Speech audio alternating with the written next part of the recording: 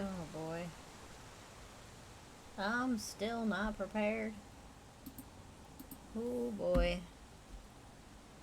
Everything's falling apart. Alright, I gotta find a spooky background.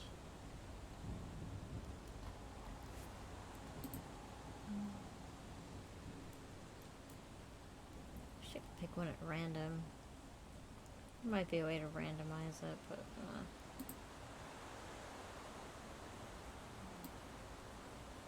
let's do this.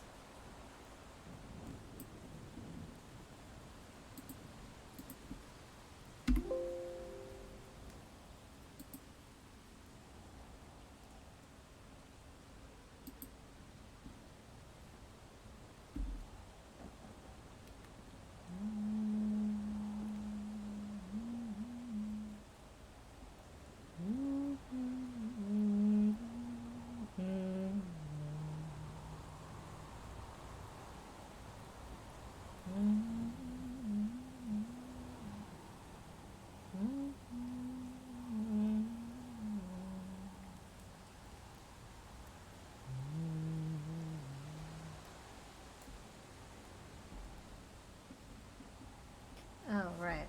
I wanted to look something up.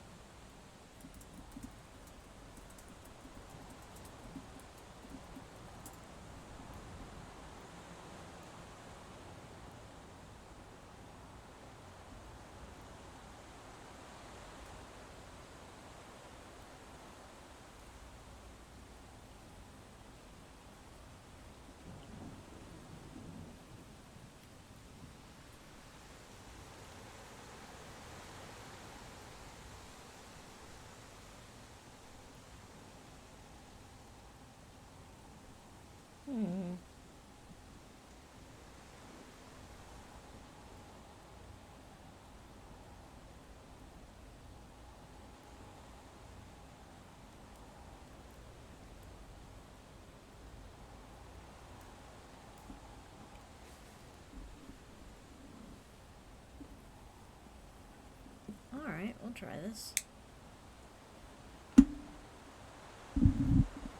I am using a candle and a wax warmer. I think that's what these are used for. I don't know if I'm doing this right, but I'm doing it with a candle I'm not in love with. So, we should be okay.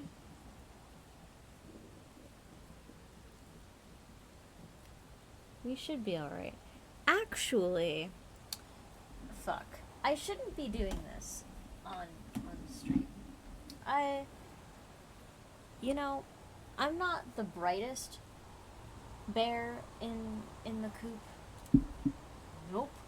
None of the words I said were correct, but let's see.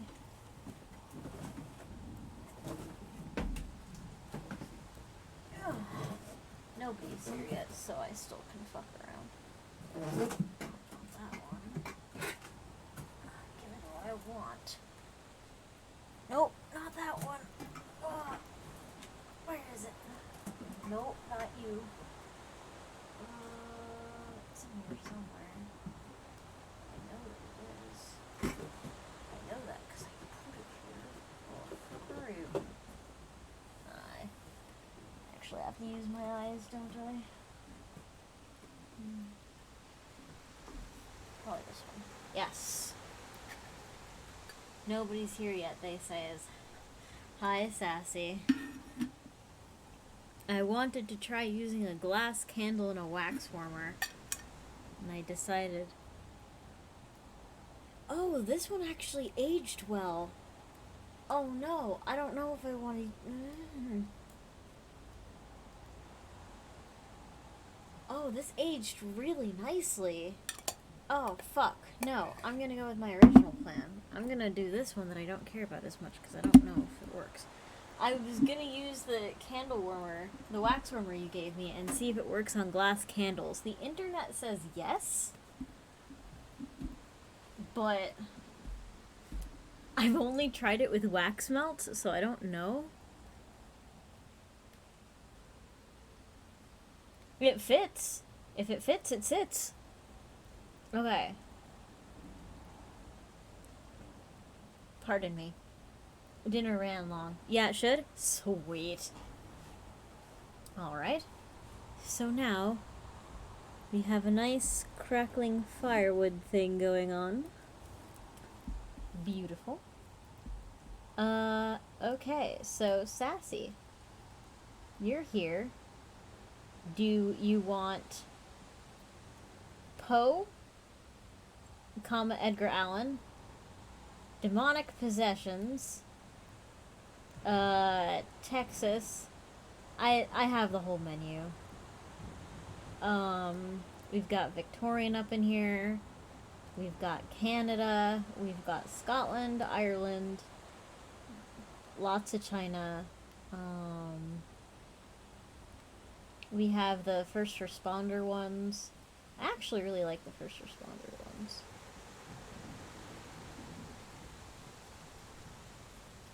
But yeah, the world is thine oyster. There's this collection of spooky stories I haven't done. The Canadian spooks? Cool. So, here are ghost stories of British Columbia.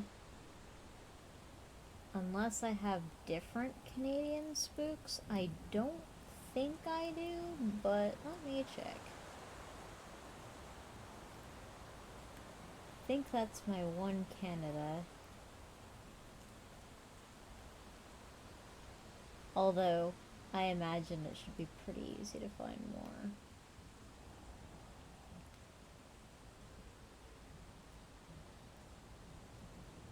British Columbia. I could have sworn I had one for Canada. Hold on.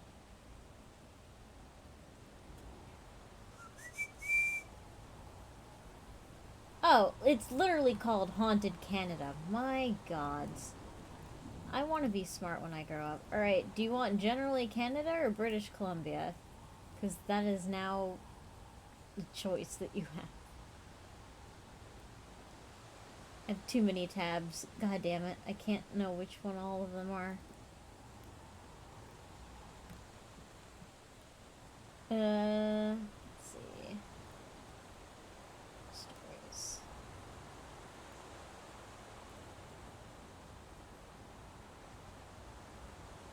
Oh god. Alright, well there's one called The Raven in Canada, so... For those of you who don't know, which is probably most of you because you guys are not in the secret server, I had a whole ass conversation with a crow. Not a crow, I'm sorry. How dare I be so incandescent. A whole ass raven flew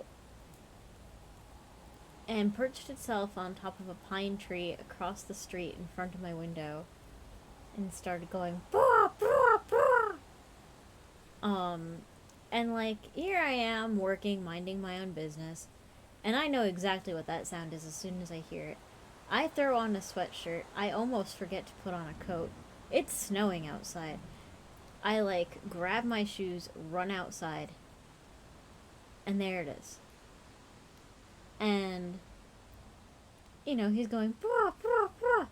And I go bah, bah, bah, back because of course I do.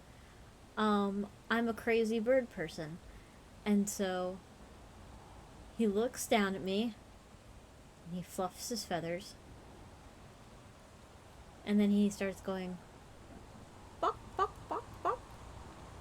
And we go bop, bop, bop, bop, bop, bop, bop, back and forth for like, it had to be 5 minutes before he flew a circle around my house and then flew across the street making these like little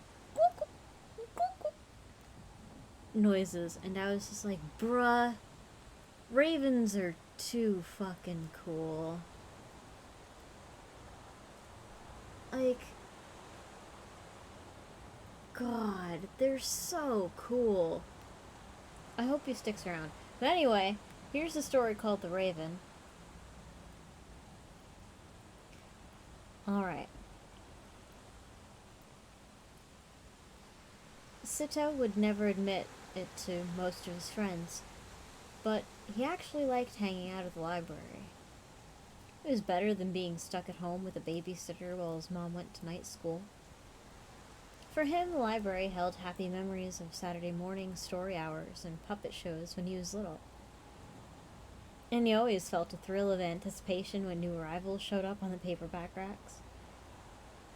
One night he found a Gordon Corman, and another evening he discovered Daniel Pinkwater, who also came up with the kind of stories he loved to read. Ah, shit, sorry. I didn't have the bot on. I know, thine immersion is all verkacht. Don't you fucking dare. Don't you do it. I know you're gonna do it. Don't fucking do it.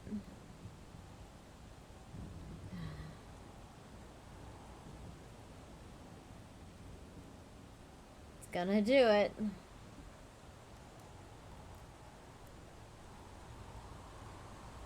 Nobody cares about your shitty website. Oh, it's not gonna do it. Oh. Neat.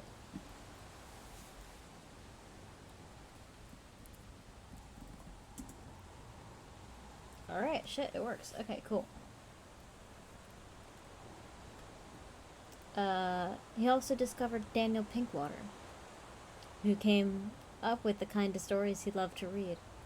He even managed to catch up on his homework. He liked the building, too, with its high ceilings, dark wood paneling, and cushioned window seats. It reminded him of a castle or a mansion in a movie. Then the bird arrived, and ruined everything. It was the first thing Sido noticed when he walked in that night. It sat perched on a tall pedestal to one side of the arched entrance to the children's section. What's this?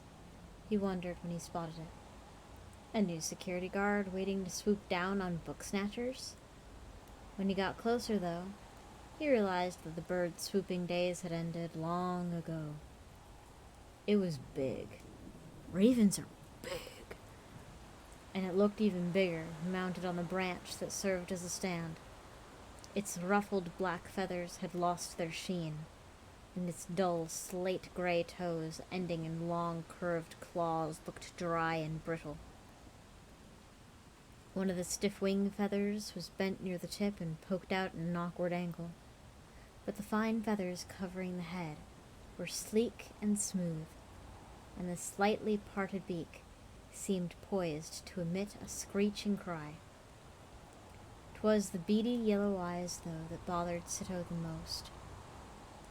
They seemed to glow with an eerie light all of their own. He stared up at them as he sidled past, and they stared back, cold and menacing. We can't have story time without Waterbot, yeah. You're right. Creepy, he thought, as he slipped into a chair and dropped his writing folder onto the table in front of him. He needed to come up with a third verse for a poem that was due the next day. How about crow, crow, go away, stand in front of a Chevrolet, he mused, stealing another peek at the sinister sentinel. He felt as if its eyes were following his every move. Why don't you go read a book or something? He asked silently, and turned back to his work. He sensed Miss O'Toole, the librarian, standing behind him even before she spoke.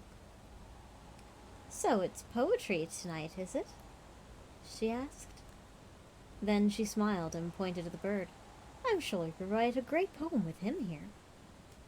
Sito frowned. What on earth was she talking about? He helped a writer before, you know, Miss Toole added. Or at least we think he did. The research isn't complete yet, so we're not absolutely sure. But it looks as though this is the same stuffed bird that once shared a room with Edgar Allan Poe.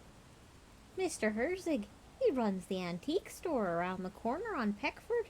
He discovered it. When he suggested displaying it here, we were delighted. Seeing the puzzled look on Sito's face, she paused.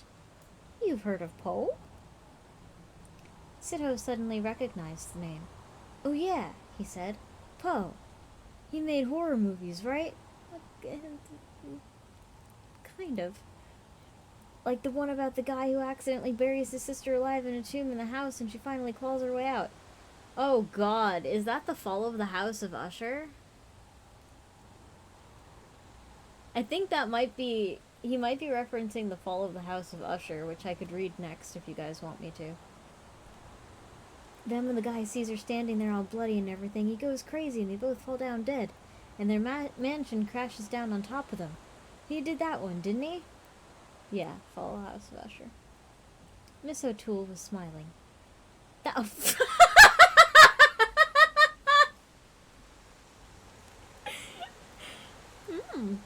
That sounds a bit like the fall of the house of Usher. I had no idea she was gonna say that, by the way, chat. Yeah, that's the fall of the house of Usher. Yeah, that's the one. The special effects are pretty good for an old movie. I've seen it twice. It's sort of scary, isn't it? I'm sure it is. I haven't seen the movie, but I read the story and I remember it very well. Edgar Allan Poe wrote it more than 150 years ago. Uh-oh. Sito felt foolish. Then he couldn't have made the movie, huh? No, but he did write some pretty scary stories that have been made into movies. I'm pretty sure there's a film version of The Pit and the Pendulum, too. Wolfie actually wrote the book of Canadian spooks. I don't think so. I would love to write a collection of spooky stories one day, though. That would be really cool. Maybe I would even be good at it. Who knows? Oh yeah, that was gross, Sito blurted out excitedly. It had all those rats and the axe swinging over the guy's head and the wall squishing around him. I actually don't know the Pit and Pendulum. So you do know Poe? Well, I've never read his books or anything. And you probably wouldn't like him too much just yet. The writing is very old-fashioned, and they have lots of description. And you're more of an action story fan, aren't you? Sito nodded. You endorse this? I'll try to cook up another spooky story by the end of February. Oh yeah, come to think of it, you liked the one I wrote about the crows, didn't you? Yeah, I'll try to write another one. But Poe wrote poetry as well, she added. That's funny, Sito chuckled. Miss O'Toole caught on instantly and laughed too. You're right. Most of his poems weren't very funny, especially not the one about him. She pointed to the bird again. How did I give this woman the voice of the chicken from Hotline Miami? She was supposed to be, like, from Michigan. Oh, well. Whenever I got the time, I'll do that in a minute. No wonder, Sito thought, as he looked up at the huge crow. There's nothing funny about him. He's horrible. With its wings folded against its body and its head cocked to one side, the bird seemed to be listening to the conversation. For a moment, Sito was transfixed. He felt trapped in the evil glare glowing from the creature's cold, yellow eyes. Mrs. O'Toole's voice broke the spell. The poem is about a man who is very sad and lonely because the love of his life, Lenore, has died. One night he's all alone in his room. He hears a knock at the door and tapping sounds at the window, but no one's there. Finally, he opens the window and a big black bird walks in and perches over his doorway.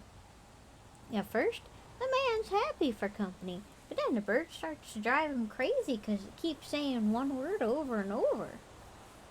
Sito shuddered. He didn't want to hear any more. But Miss O'Toole kept talking. Mr. Herzig says that all the evidence he's collected so far shows that this same stuffed bird was in the furnished room Poe was renting when he wrote the poem about Lenore. Looking at it all the time inspired him to write it. Isn't that exciting? Luckily, Sido didn't need to answer. At that moment, Mr. Leno. Mr. Leno.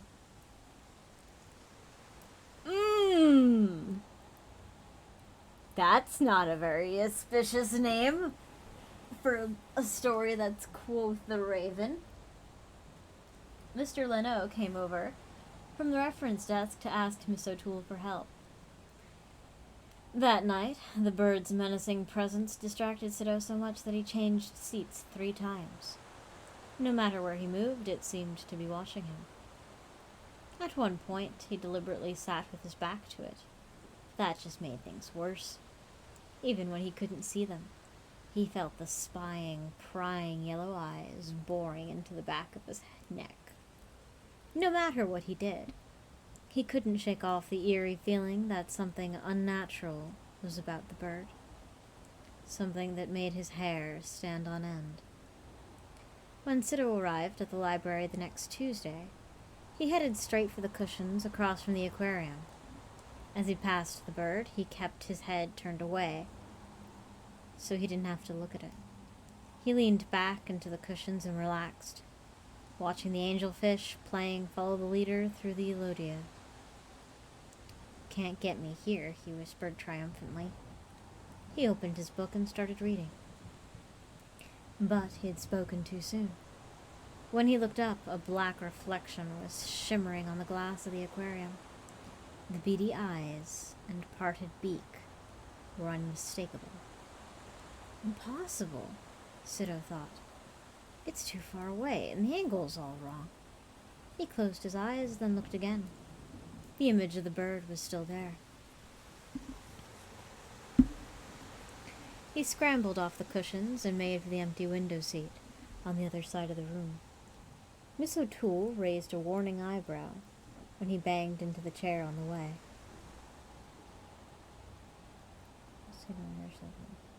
"Oops," he whispered.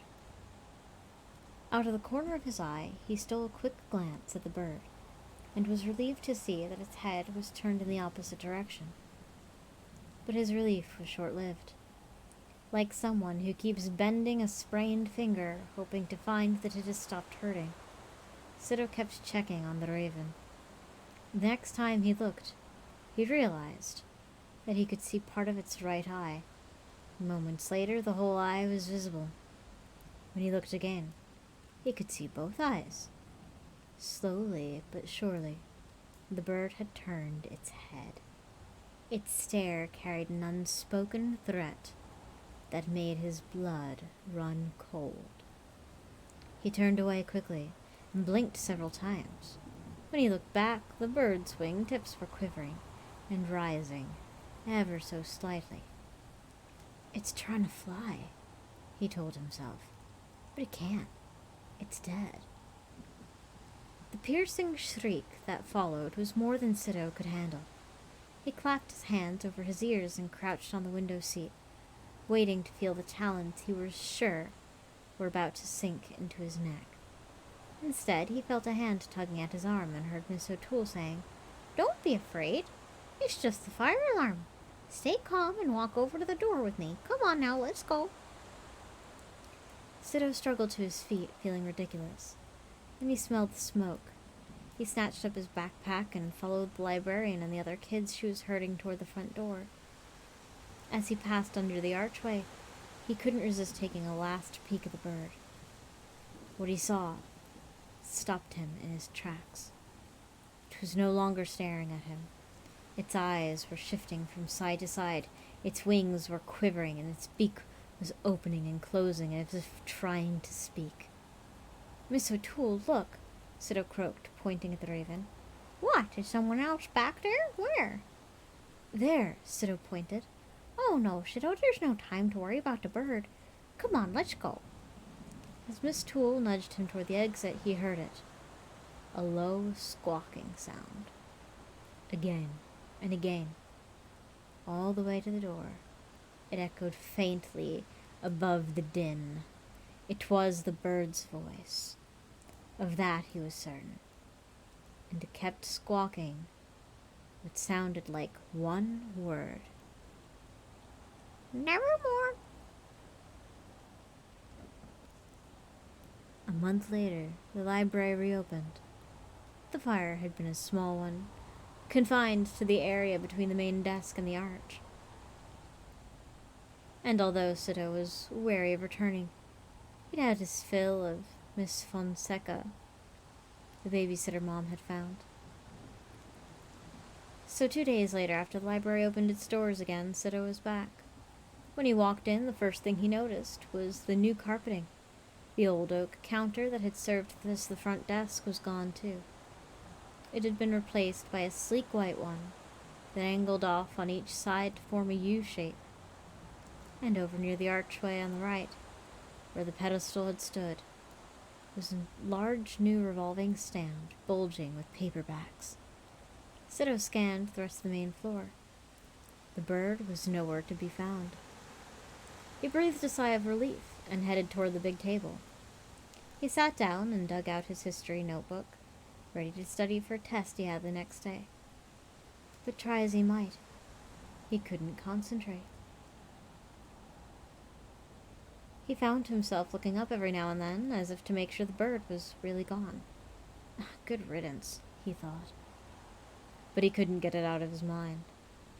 He could still see the piercing eyes, the shuddering wings, the gaping beak, and he could still hear the horrible squawk. Miss O'Toole slipped into the chair beside him. "The bird was lost in the fire," she said, as if reading his mind. "I felt terrible leaving it behind, and I felt even worse explaining what happened to Mr. Herzig. Luckily, he wasn't nearly upset as I thought he would be." "How come?" Sito asked. "Well, it seems that the bird wasn't Poe's Raven after all. Mr. Herzig was terribly disappointed. When all the evidence was added up, he realized something was wrong. Apparently, our bird was just somebody's worthless old stuffed crow." Sito frowned. He wasn't so sure. "What if Mr. Herzig was right?" he began cautiously. "What if the evidence was wrong?" Miss O'Toole smiled indulgently. "No, Sito. I'm afraid it's just wishful thinking." As she stood up to leave, Sito suddenly knew what he had to do. He stopped her with a question. "Wait. Can you show me where you find that poem that you told me about?" "Of course. Follow me." Sito followed her as she wound through the aisles and the main stacks. "It should be in here," she said, pulling out a fat book off the shelf. "Ah, yes, here it is. The Raven." Sito took the book back to his table, spread it open, and began to read. The first line wasn't so bad. "Once upon a midnight dreary, while I pondered weak and weary." It was easy enough to follow, and it had a nice ring to it, too. But it was downhill after that. Sito got to the part about somebody tapping at the chamber door, and the bit about Lenore. He had trouble making sense of the other long, rambling lines. Frustrated, he turned the page. The Raven finally showed up in the 7th verse. He struggled on. "Ghastly and grim," it said. Poe had that right, he thought. Then his heart skipped a beat. The word leaped out from the end of the next verse. He stared to make sure he was really seeing it. Sito ran a shaky finger down the next 2 pages. There it was. The end of every one of the next 10 verses. The word the Raven kept repeating. "Nevermore." Sito stared as the words blurred, and a vision swam before his eyes. His head was spinning. He saw a man sitting at a desk in a cold, dark room, the only light coming from the flickering embers of a dying fire. The man was scribbling furiously, his eyes blazing with fear. A huge black bird was mounted on a stand behind him. It was screeching one word. "Nevermore." "Sito." Sito jumped. "Sorry," said Miss O'Toole. "I didn't mean to startle you. I was just wondering if you found what you were looking for. Yes, thanks, Sido mumbled, handing her the book. I don't need this anymore. Anymore, nevermore. Poor Lenore. Words bounced around his head. Poor Poe, he thought, stuck in the room with that thing. And poor Mr. Herzig, he thought. But it's just as well he doesn't know that he had Poe's bird all along. He'd be so disappointed that it's gone. But I'm not, he thought, as he stood up to leave. I never want to see that bird again. Nevermore. And such was the Raven. So did you know that in folklore, the Raven has many aspects, including a harbinger of death, and a trickster, or something shadowy and dark and evil. And I've spoken before about the other connotations of the Raven as like a seeker of knowledge and playful and a creator god. I've spoken about that before, but there are other birds that are also associated with death or strife. Vultures, culturally, are sort of tied in with that. Also, owls in ancient Rome were thought to, like, if you heard an owl cry out, it would mean that you would die soon or something like that. So there are many birds that are associated with death, but there's also the bird that is almost synonymous with rebirth, which is the phoenix. The phoenix has many sort of cultural analogs.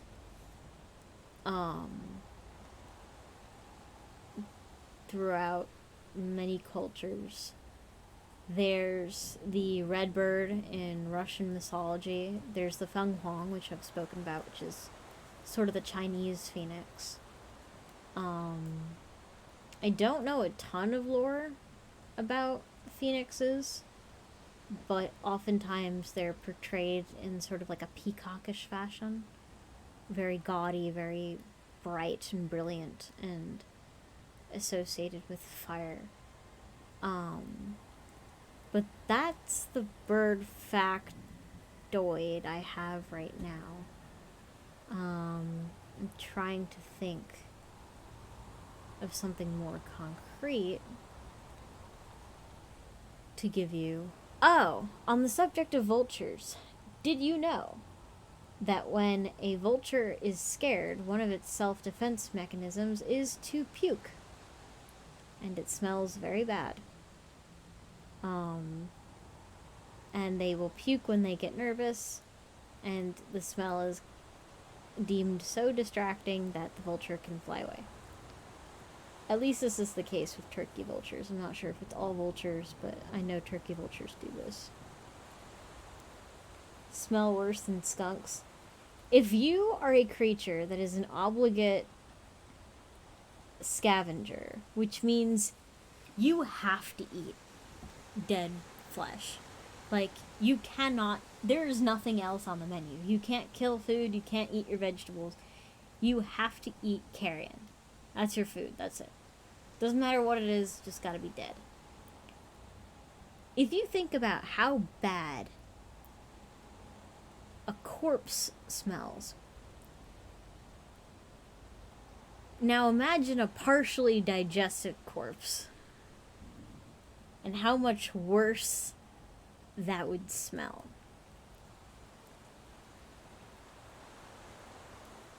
I think that would beat skunks any day. I really do. Ultimately, it's subjective, but I would be shocked, absolutely shocked, if If you thought a skunk smelled worse than that. I'd rather not, thanks. Alright, on that note, I promised you guys Fall of the House of Usher. Did I not? Fall of the House of Usher. Oh, there's also the Black Cat. Okay, cool. Fall of the House of Usher.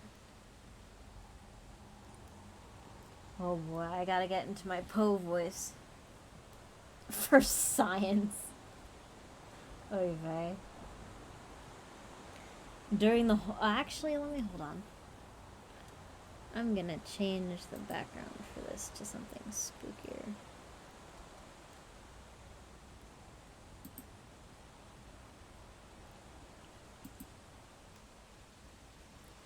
There we go. Now we're in business.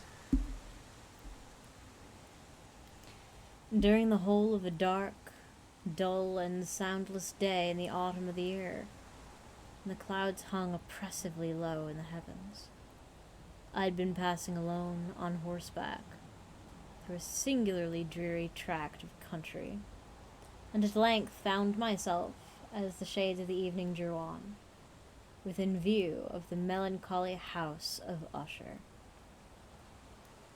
That's from Diablo video game? Oh, I had no idea. I just saw, ooh, birds, and downloaded.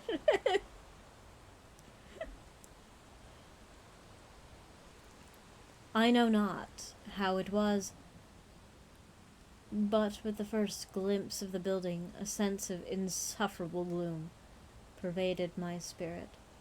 I say insufferable, for the feeling was unrelieved by any of that half-pleasurable because poetic sentiment with which the mind usually receives even in the sternest natural images of the desolate or terrible.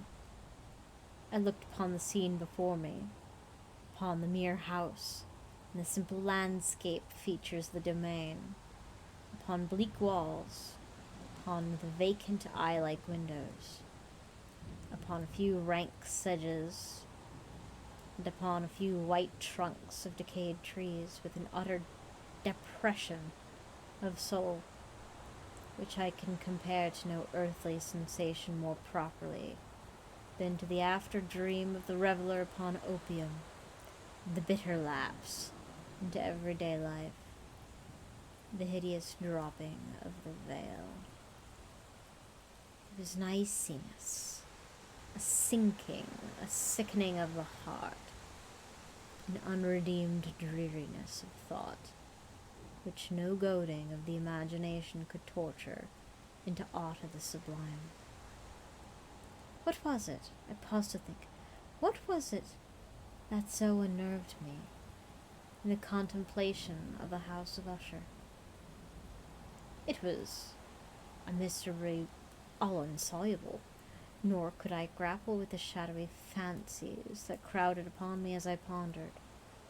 I was forced to fall back upon the unsatisfactory conclusion that while, beyond a doubt, there are combinations of very simple objects which have the power of thus affecting us, still the analysis of this power lies among considerations beyond our depth. 'Twas possible, I reflected, that a mere different arrangement of the particulars of the scene, of the details of the picture, would be sufficient to modify, or perhaps to annihilate its capacity for, sorrowful impression, and, acting upon this idea, reined my horse to the precipitous brink of a black and lurid tarn that lay in unruffled luster by the dwelling, and gazed down, but with a shudder even more thrilling than before, upon the remodeled and inverted images of the grey sedge, and the ghastly tree stems, and the vacant and eye-like windows. Nevertheless, in this mansion of gloom I now proposed myself a sojourn of some weeks.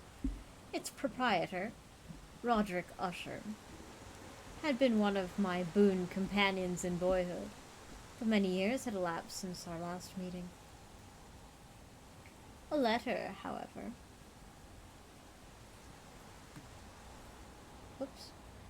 which in its wildly inopportune nature had admitted of no other than a personal reply. The MS gave evidence of a nervous agitation. The writer spoke of acute bodily illness, of a mental disorder which oppressed him, and of an earnest desire to see me, as his best, and indeed his only personal friend, with a view of attempting, by the cheerfulness of my society, some alleviation of his malady. It was a matter in which all this and much more was said. It was the apparent heart that went with his request, which allowed me no room for hesitation, and I accordingly obeyed forthwith what I still considered a very singular summons. Although as boys we had been even intimate associates, yet I really knew little of my friend. His reserve had always been excessive and habitual. Oops. Hold on. I accidentally clicked something and I have to go back.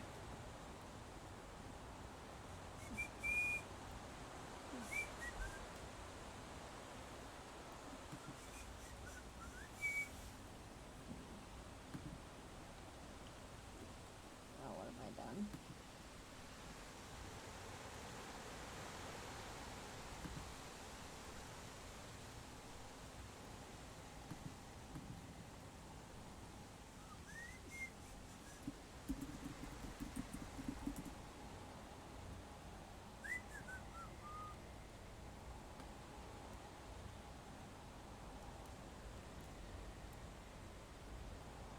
Alright. And now for the feature presentation. God, I'm sorry. I accidentally hit backspace and I had to figure out where it went. Although as boys we had been even intimate associates, yet I really knew very little of my friend. His reserve had always been excessive and habitual. I was aware, however, that his very ancient family had been noted, time out of mind, for a particular sensibility of temperament, displaying itself through long ages in many works of exalted art, and manifested of late in repeated deeds of munificent yet unobtrusive charity, as well as in a passionate devotion to the intricacies, perhaps even more than to the orthodox and easily recognizable beauties of musical science. I had learned, too, the very remarkable fact that the stem of the Usher race, all time honored as 'twas, had put forth at no period any enduring branch. In other words, the entire family lay in direct line of descent, and had always, with very trifling and very temporary variations, so lain. It was this deficiency I considered while running over in thought my perfect keeping of the character of the premises with the accredited character of the people, and while What? It was this deficiency I considered while running over in thought the perfect keeping of the character of the premises with the accredited character of the people. No, I read that correctly. That's just a long-ass clause. And while speculating upon the possible influence which the one in long lapse of centuries might have exercised upon the other, 'twas this deficiency, perhaps, of collateral issue, and the consequence undeviating transmission from sire to son of the patrimony with the name which had at length so identified the two as to merge the original title of the estate in the quaint and equivocal appellation of the House of Usher, an appellation which seemed to include, in the minds of peasantry who used it, both the family and the family mansion. I've said that the sole effect of my somewhat childish experiment, that of looking down within the tarn, had been to deepen the first singular impression. There can be no doubt that the consciousness of rapid increase of my superstition, for why should I not so term it, served mainly to accelerate the increase itself. Such I have long known as the paradoxical law of all sentiments having terror as a basis. And it might have been for this reason only that, when I again uplifted my eyes to the house itself, its very image, from its image in the pool, there grew in my mind a strange fancy, a fancy so ridiculous, indeed, that I but mention it to show the vivid force of the sensations which oppressed me. I had so worked upon my imagination as to really believe that about the whole mansion and domain there hung an atmosphere peculiar to themselves and their immediate vicinity. An atmosphere which had no affinity with the air of heaven, but which had reeked up from the decayed trees and the grey wall and the silent tarn, a pestilent and mystic vapor, dull, sluggish, faintly discernible, and leaden-hued, shaking off from my spirit what must have been a dream. I scanned more narrowly the real aspect of the building. Its principal features seemed to be that of excessive antiquity. The discoloration of ages had been great. Minute fungi overspread the whole exterior, hanging in a fine tangled webwork from the eaves. Yet, all this was apart from my extraordinary dilapidation. From any extraordinary dilapidation, no portion of the masonry had fallen, and there appeared to be a wild inconsistency between its still perfect adaptation of parts and its crumbling condition of individual stones. In this, there was much that reminded me of the specious totality of the old woodwork, which had rotted for long years in some neglected vault, with no disturbance from breath of the external air. Beyond this implication, Beyond this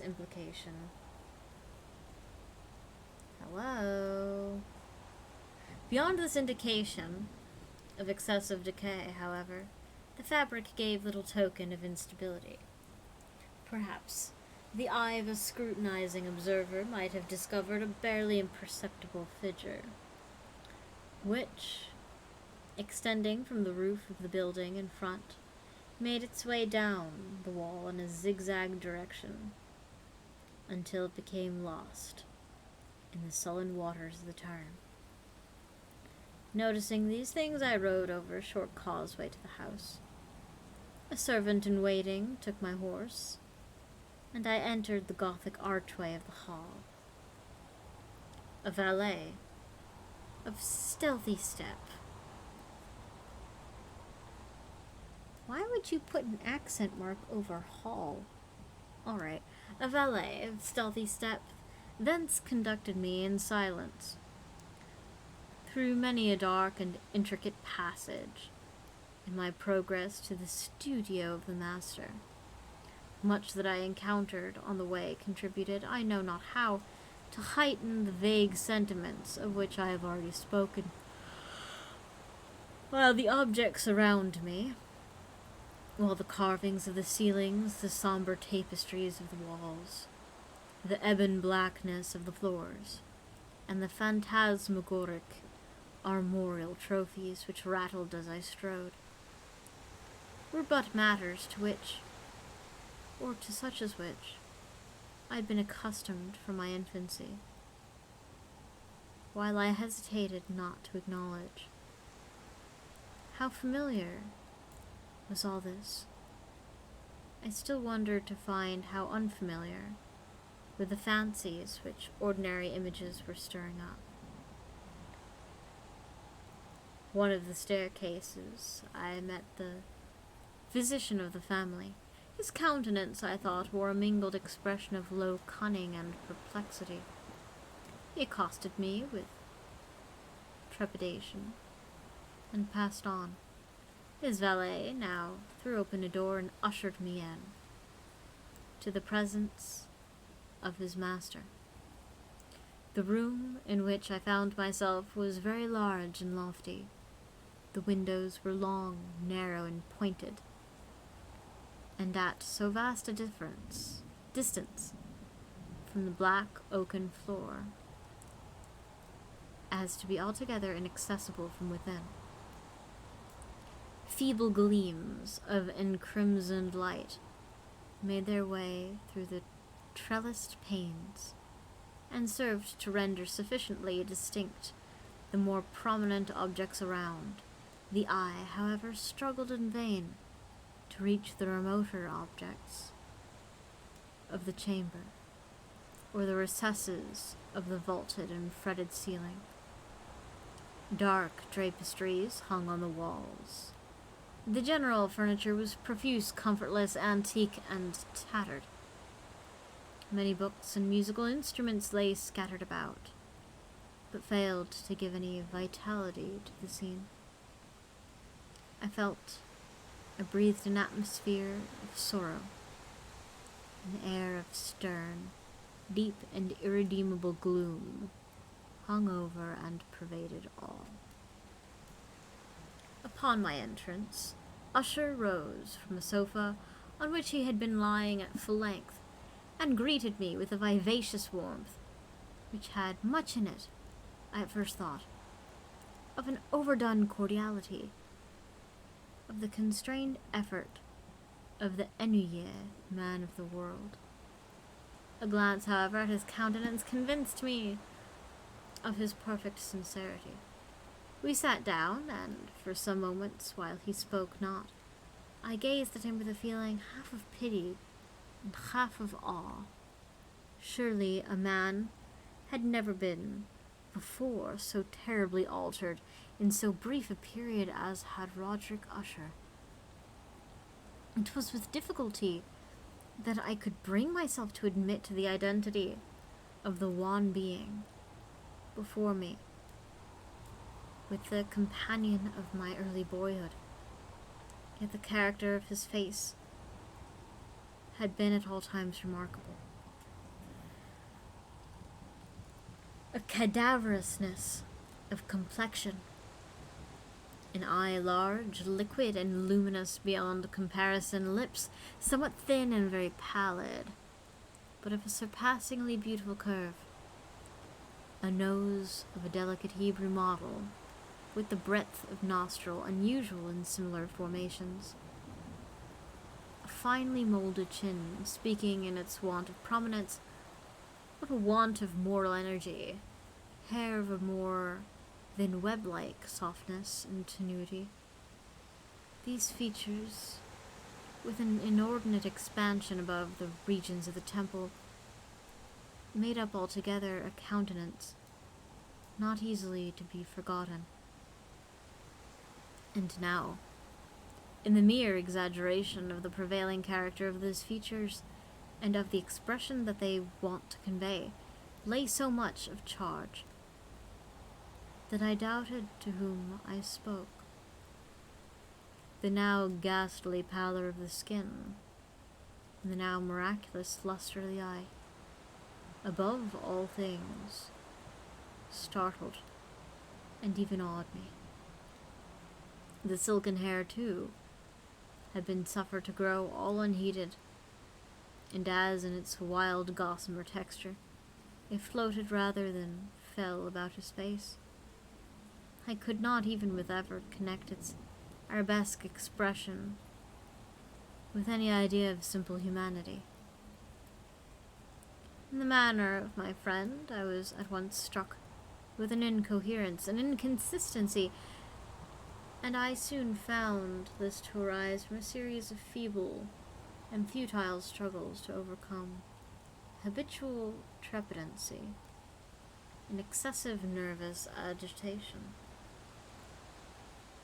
For something of this nature I had indeed been prepared, no less by his letter than by reminiscences of certain boyish traits and by conclusions deducted from his peculiar physical conformation and temperament. His action was alternately vivacious and sullen.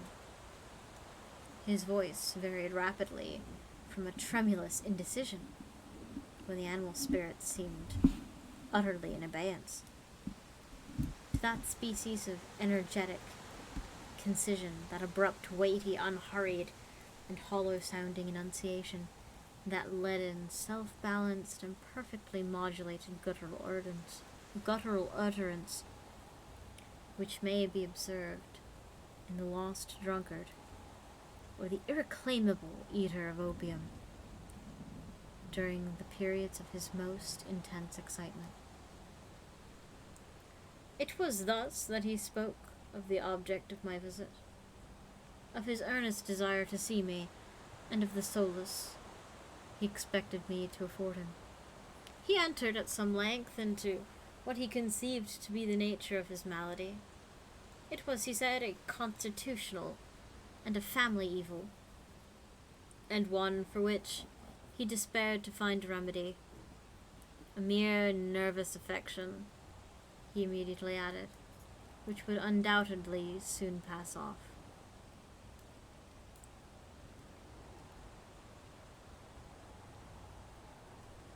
No, I read that right. It displayed itself in a host of unnatural sensations. Some of these, as he detailed them, interested and bewildered me, although perhaps the terms and the general manner of their narration had their weight. He suffered much from a morbid acuteness of the senses. The most insipid food was alone endurable. He could wear only garments of a certain texture. The odors of all flowers were oppressive. His eyes were tortured even by faint light. And there were but peculiar sounds, and from these stringed instruments,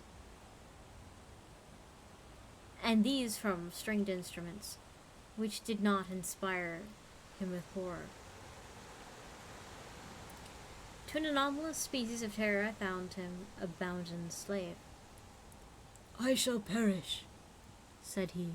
"I must perish in this deplorable folly.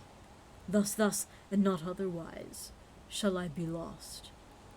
I dread the events of the future, not themselves, but in their results. I shudder at the thought of any, even the most trivial incident, which may operate upon this intolerable agitation of soul. I have, indeed, no abhorrence of danger, except in its absolute effect, in terror. In this unnerved, in this pitiable condition, I feel that the period will sooner or later arrive when I must abandon life and reason altogether in some struggle with the grim phantasm, fear." I learned, moreover, at intervals, and through broken and equivocal hints, another singular feature of his mental condition.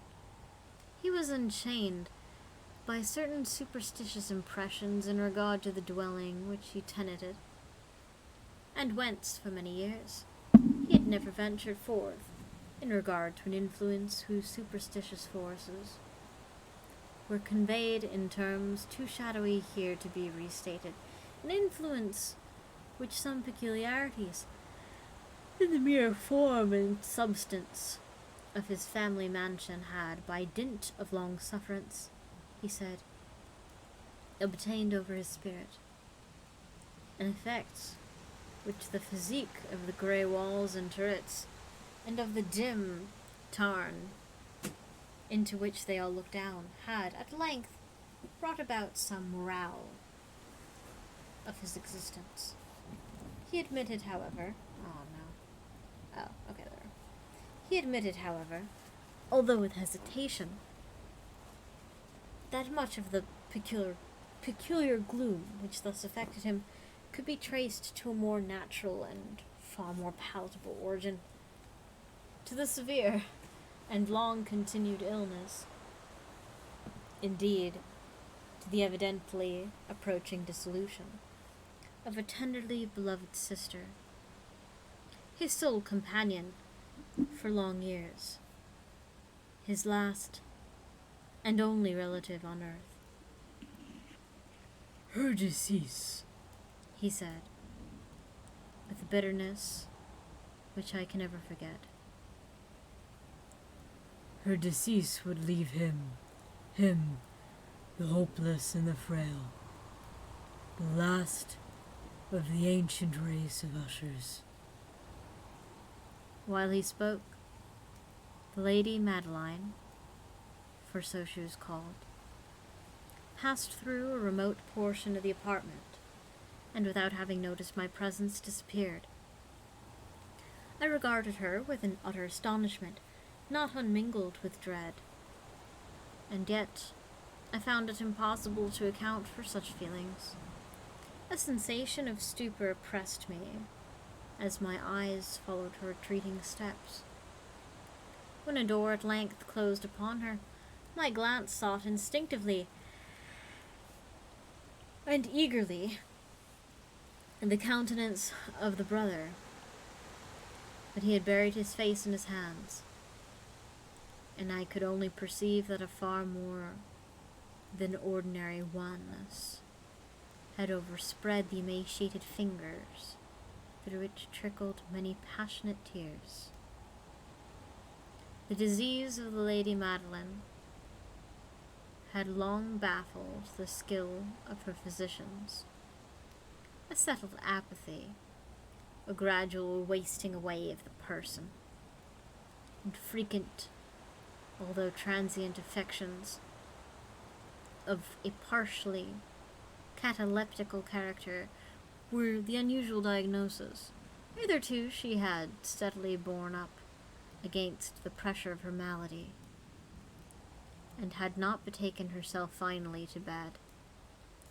But on the closing of the evening of my arrival at the house, she succumbed, as her brother told me at night with inexpressible agitation, to the prostrating power of the destroyer, and I learned that the glimpse I had obtained of her person would thus probably be the last I should obtain, that the lady, at least while living, would be seen by me no more. For several days ensuing, her name was unmentioned by either Usher or myself, and during this period I was busied in earnest endeavors to alleviate the melancholy of my friend. We painted and read together, or listened as if in dream to the wild improvisations of his speaking guitar. And thus, as closer and still closer intimacy admitted me more unreservedly to the recesses of his spirit, the more bitterly did I perceive the futility of all attempt at cheering a mind from which darkness, as if an inherent positive quality, poured forth upon all objects of the moral and physical universe in one unceasing radiation of gloom.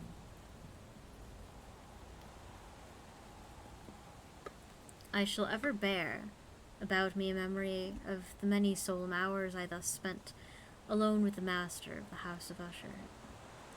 Yet I should fail in any attempt to convey an idea of the exact character of the studies.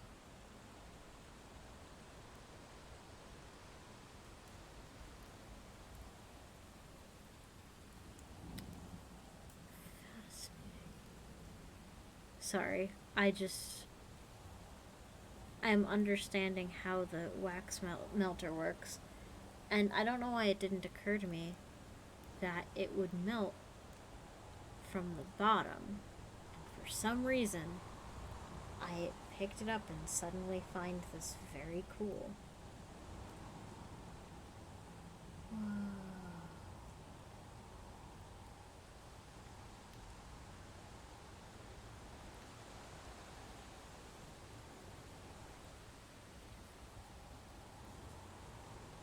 God, I'm easily impressed. I'm sorry. God, I'll get back to this. Oh my god, I'm stupid. Okay. No, this is fine. Oh my god, I'm an idiot. Okay.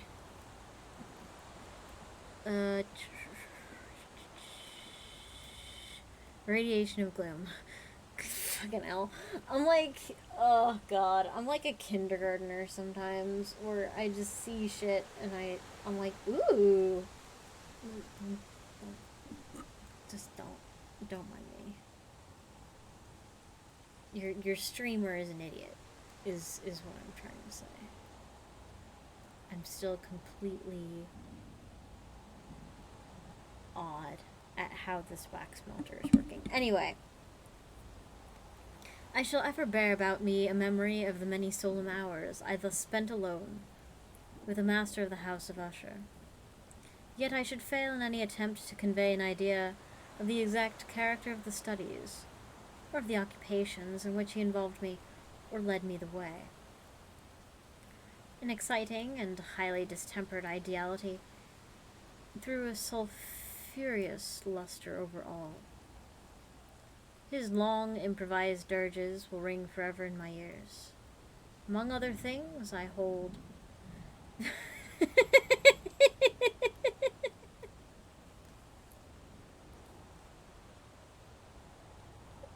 I don't know why Sassy's XD sent me, but it did! It's so cool! Sorry, God. What do you pay me for?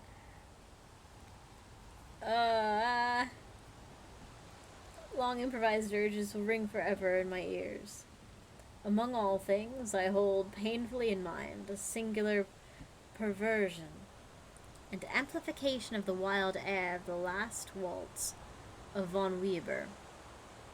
From the paintings over which his elaborate fancy brooded, and which grew touch by touch into vagueness, at which I shuddered more thrillingly, because I shuddered not knowing why. From these paintings, vivid as their images now are before me, I would in vain endeavor to educe more than a small portion which should lie within the compass of merely written words. By the utter simplicity, by the nakedness of his designs, he arrested an overawed attention. If ever mortal painted an idea, that mortal was Roderick Usher. For me, at least, in the circumstances then surrounding me, there rose out of pure abstractions which the hypochondriac contrived to throw upon his canvas an intensity of intolerable awe, no shadow of which I felt ever in the contemplation of the certainly growing yet too concrete reveries of Fuseli.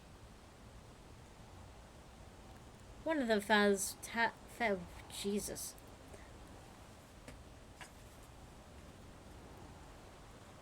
Oh, damn.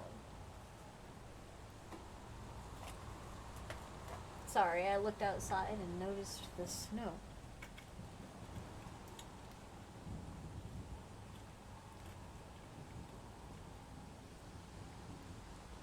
It's a-comin'. One's gonna be happy. Alright, stop being distracted. One of the phantasmagoric conceptions of my friend, partaking not so rigidly to the spirit of abstraction, may be shadowed forth, although feebly in words. A small picture presented the interior of an immensely long and rectangular vault or tunnel, with low walls, smooth white, and without interruption or device. Certain accessory points of the design served well to convey the idea that this excavation lay at an exceedingly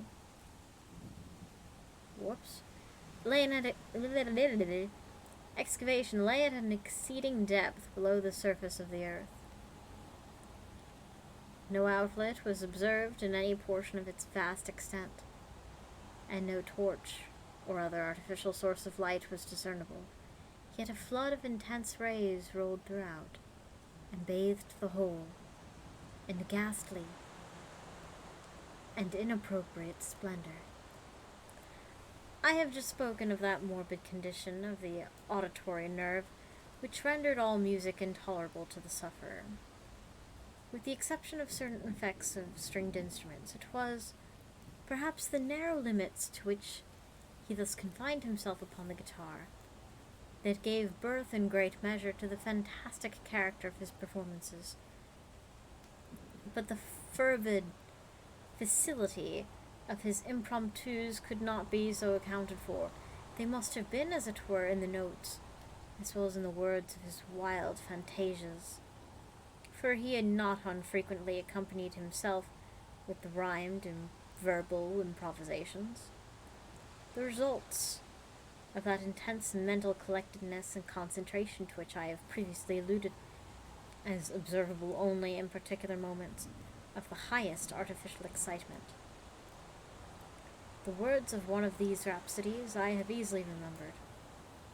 I was perhaps more forcibly impressed with it as he gave it, because in the under or mystic current of its meaning, I fancied that I perceived for the first time a full consciousness on the part of Usher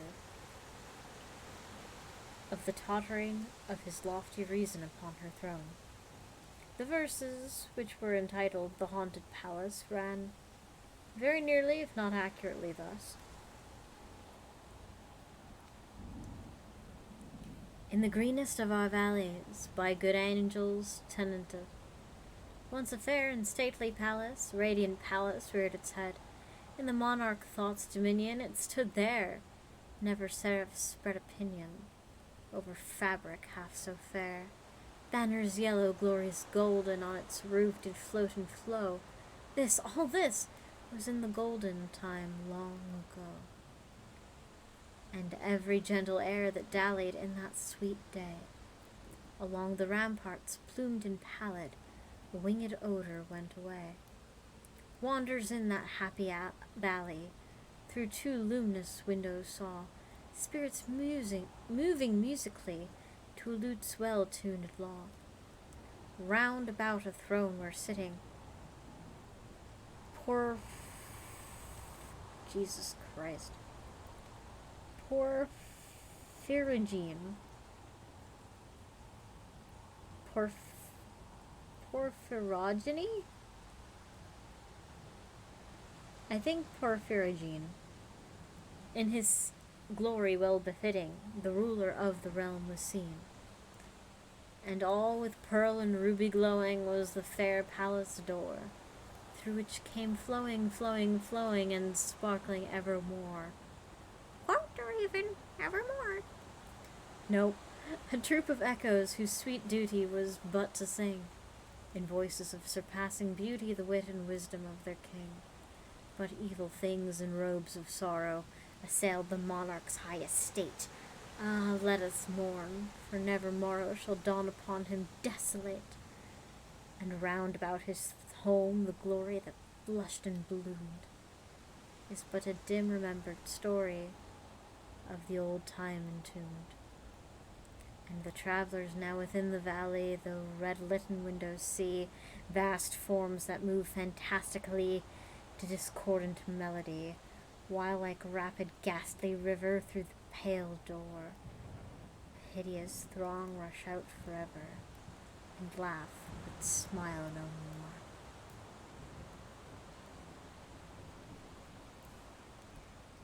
I remember well that suggestions arising from this ballad led us to a train of thought wherein there became manifest an opinion of Usher's which I mention not so much on account of its novelty, for other men have thought thus,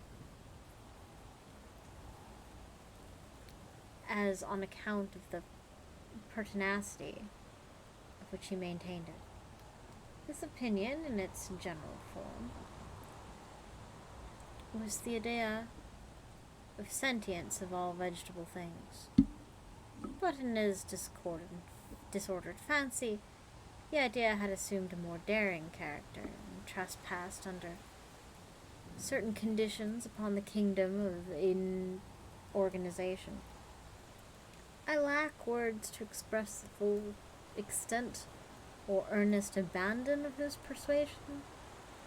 The belief, however, was connected, as I have previously hinted, with the grey stones of the home of his forefathers.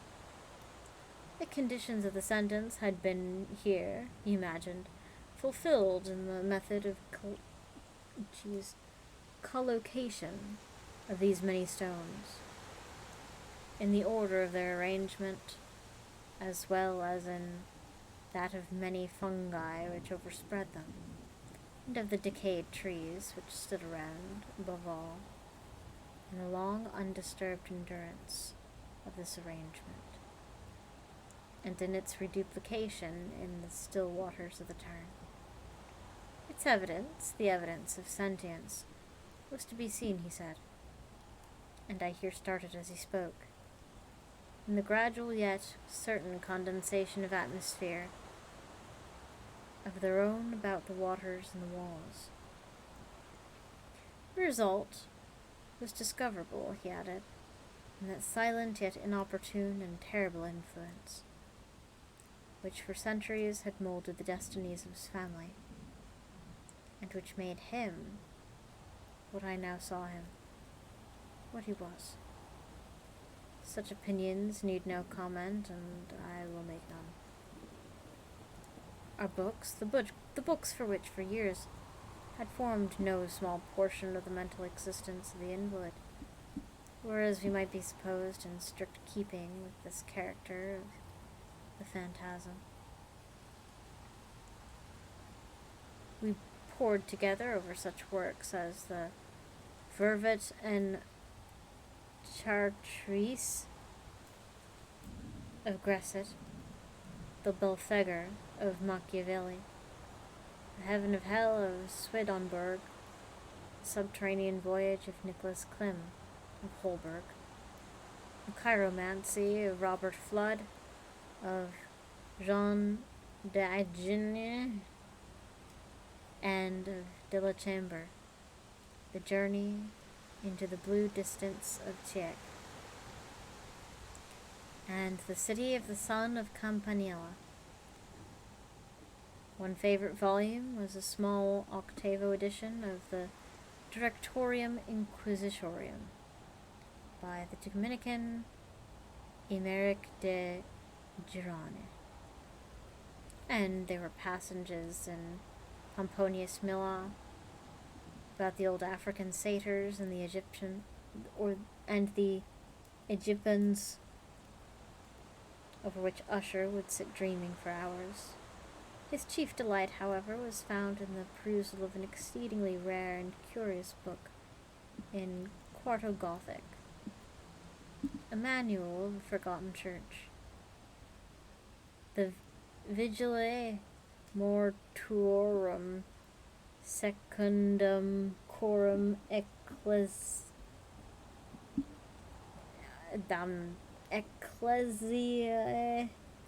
Maguntione Tinoe. I pronounced some of those letters.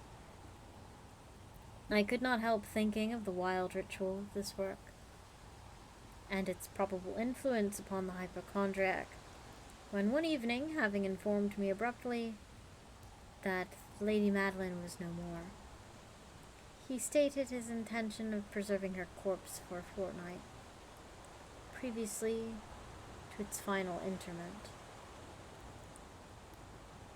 in one of the numerous vaults within the main walls of the building.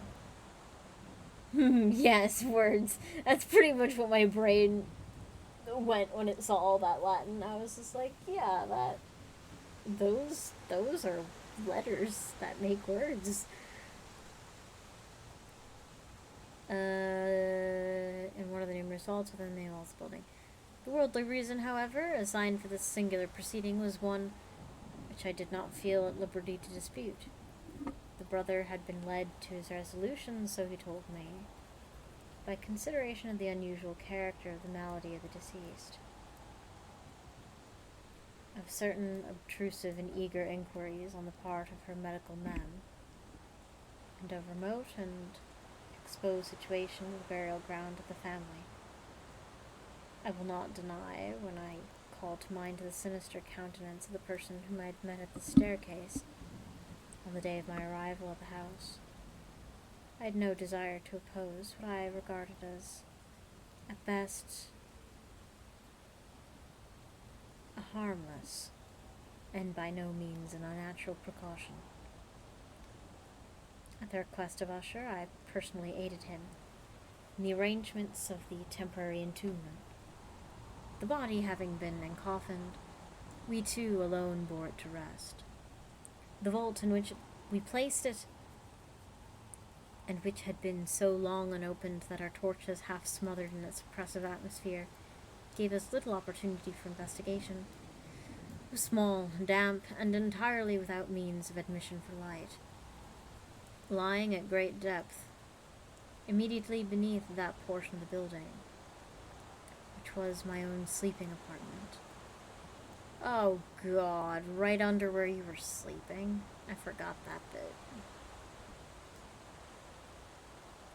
It had been used apparently in remote feudal times for the worst purposes of a dungeon keep, and days later, as a place of deposit for powder, or some other highly combustible substance, as a portion of its floor, and the whole interior of a long archway, through which we reached it, were carefully sheathed with copper. The door of massive iron had been also similarly protected. Its immense weight caused an unusually sharp grating sound as it moved upon its hinges. Having deposited our mournful burden upon the trestles with this region of horror, we partially turned aside the yet unscrewed lid of the coffin, and looked upon the face of the tenant. A striking similitude between brother and sister now first arrested my attention, and Usher, divining perhaps my thoughts, murmured out some few words from which I had learned that the deceased and himself had been twins, and that sympathies of a scarcely intelligible nature had always existed between them. Our glances, however, rested not long upon the dead, for we could not regard her unawed. The disease which had thus entombed the lady in the maturity of youth had left, as usual in all maladies of a strictly cataleptical character, the mockery of a faint blush upon the bosom and the face, and that suspiciously lingering smile upon the lip that is so terrible in death. We replaced and screwed down the lid, and having secured the door of iron, made our way with toil into the scarcely less gloomy apartments of the upper portion of the house. And now, some days of bitter grief having elapsed, an absorbable change came over the feature of the mental disorder of my friend. His ordinary manner had vanished. His ordinary occupations were neglected or forgotten. He roamed from chamber to chamber with hurried, unequal, and objectless step. The pallor of his countenance has assumed, if possible, a more ghastly hue, but the luminousness of his eye had utterly gone out. The once occasional huskiness of his tone was heard no more, and a tremulous quaver, as if of extreme terror, habitually characterized his utterance. There were times, indeed, when I had thought His unceasingly agitated mind was laboring with some oppressive secret, to divulge which he struggled for the necessary courage. At times, again, he was obliged to resolve all in the mere inexplicable vagaries of madness, for I beheld him gazing upon vacancy for long hours, in an attitude of the profoundest attention, as if listening to some imaginary sound. It was no wonder that his condition terrified, that it infected me. I felt it creeping upon me by slow yet certain degrees, the wild influences of his own fantastic yet impressive superstitions. It was especially upon retiring to bed late in the night of the 7th or 8th day, after placing the Lady Madeline within the dungeon, that I experienced the full power of such feelings. Sleep came not near my couch, while the hours waned and waned away. I struggled to reason off the nervousness which had dominion over me. I endeavored to believe that much, if not all of what was felt, was due to the bewildering influence of the gloomy furniture of the room, of the dark and tattered draperies which, tortured into motion by the breath of a rising tempest, swayed fitfully to and fro upon the walls, and rustled uneasily about the decorations of the bed. But my efforts were fruitless. An irrepressible tremor gradually pervaded my frame, and at length there sat upon my heart an incubus of utterly causeless alarm. Shaking this off with a gasp and a struggle, I uplifted myself upon the pillows, and, peering earnestly within the intense darkness of the chamber, hearkened. I know not why, except that an instinctive spirit prompted me to certain low and indefinite sounds, which came through pauses of the storm at long intervals. I knew not whence, overpowered by an intense sentiment of horror, unaccountable yet unendurable. I threw my clothes on with haste, for I felt that I should sleep no more during the night, and endeavored to arouse myself from the pitiable condition into which I had fallen, by pacing rapidly to and fro through the apartment.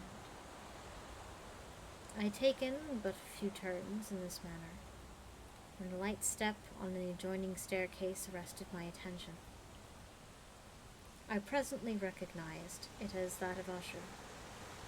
In an instant afterward he rapped with a gentle touch at my door, and entered bearing a lamp. His countenance, as usual, was cadaverously wan, but moreover there was a species of mad hilarity in his eyes, and evidently restrained hysteria in his whole demeanor. His air appalled me, but anything was preferable to the solitude which I had so long endured, and I even welcomed his presence as a relief. "And you have not seen it?" "Oh, whoops." "And you have not seen it?" he said abruptly, after stared about him moments of silence. "You have not seen it, but stay, you shall." Thus speaking, and having carefully shaded his lamp, he hurried to one of the casements and threw it freely open to the storm.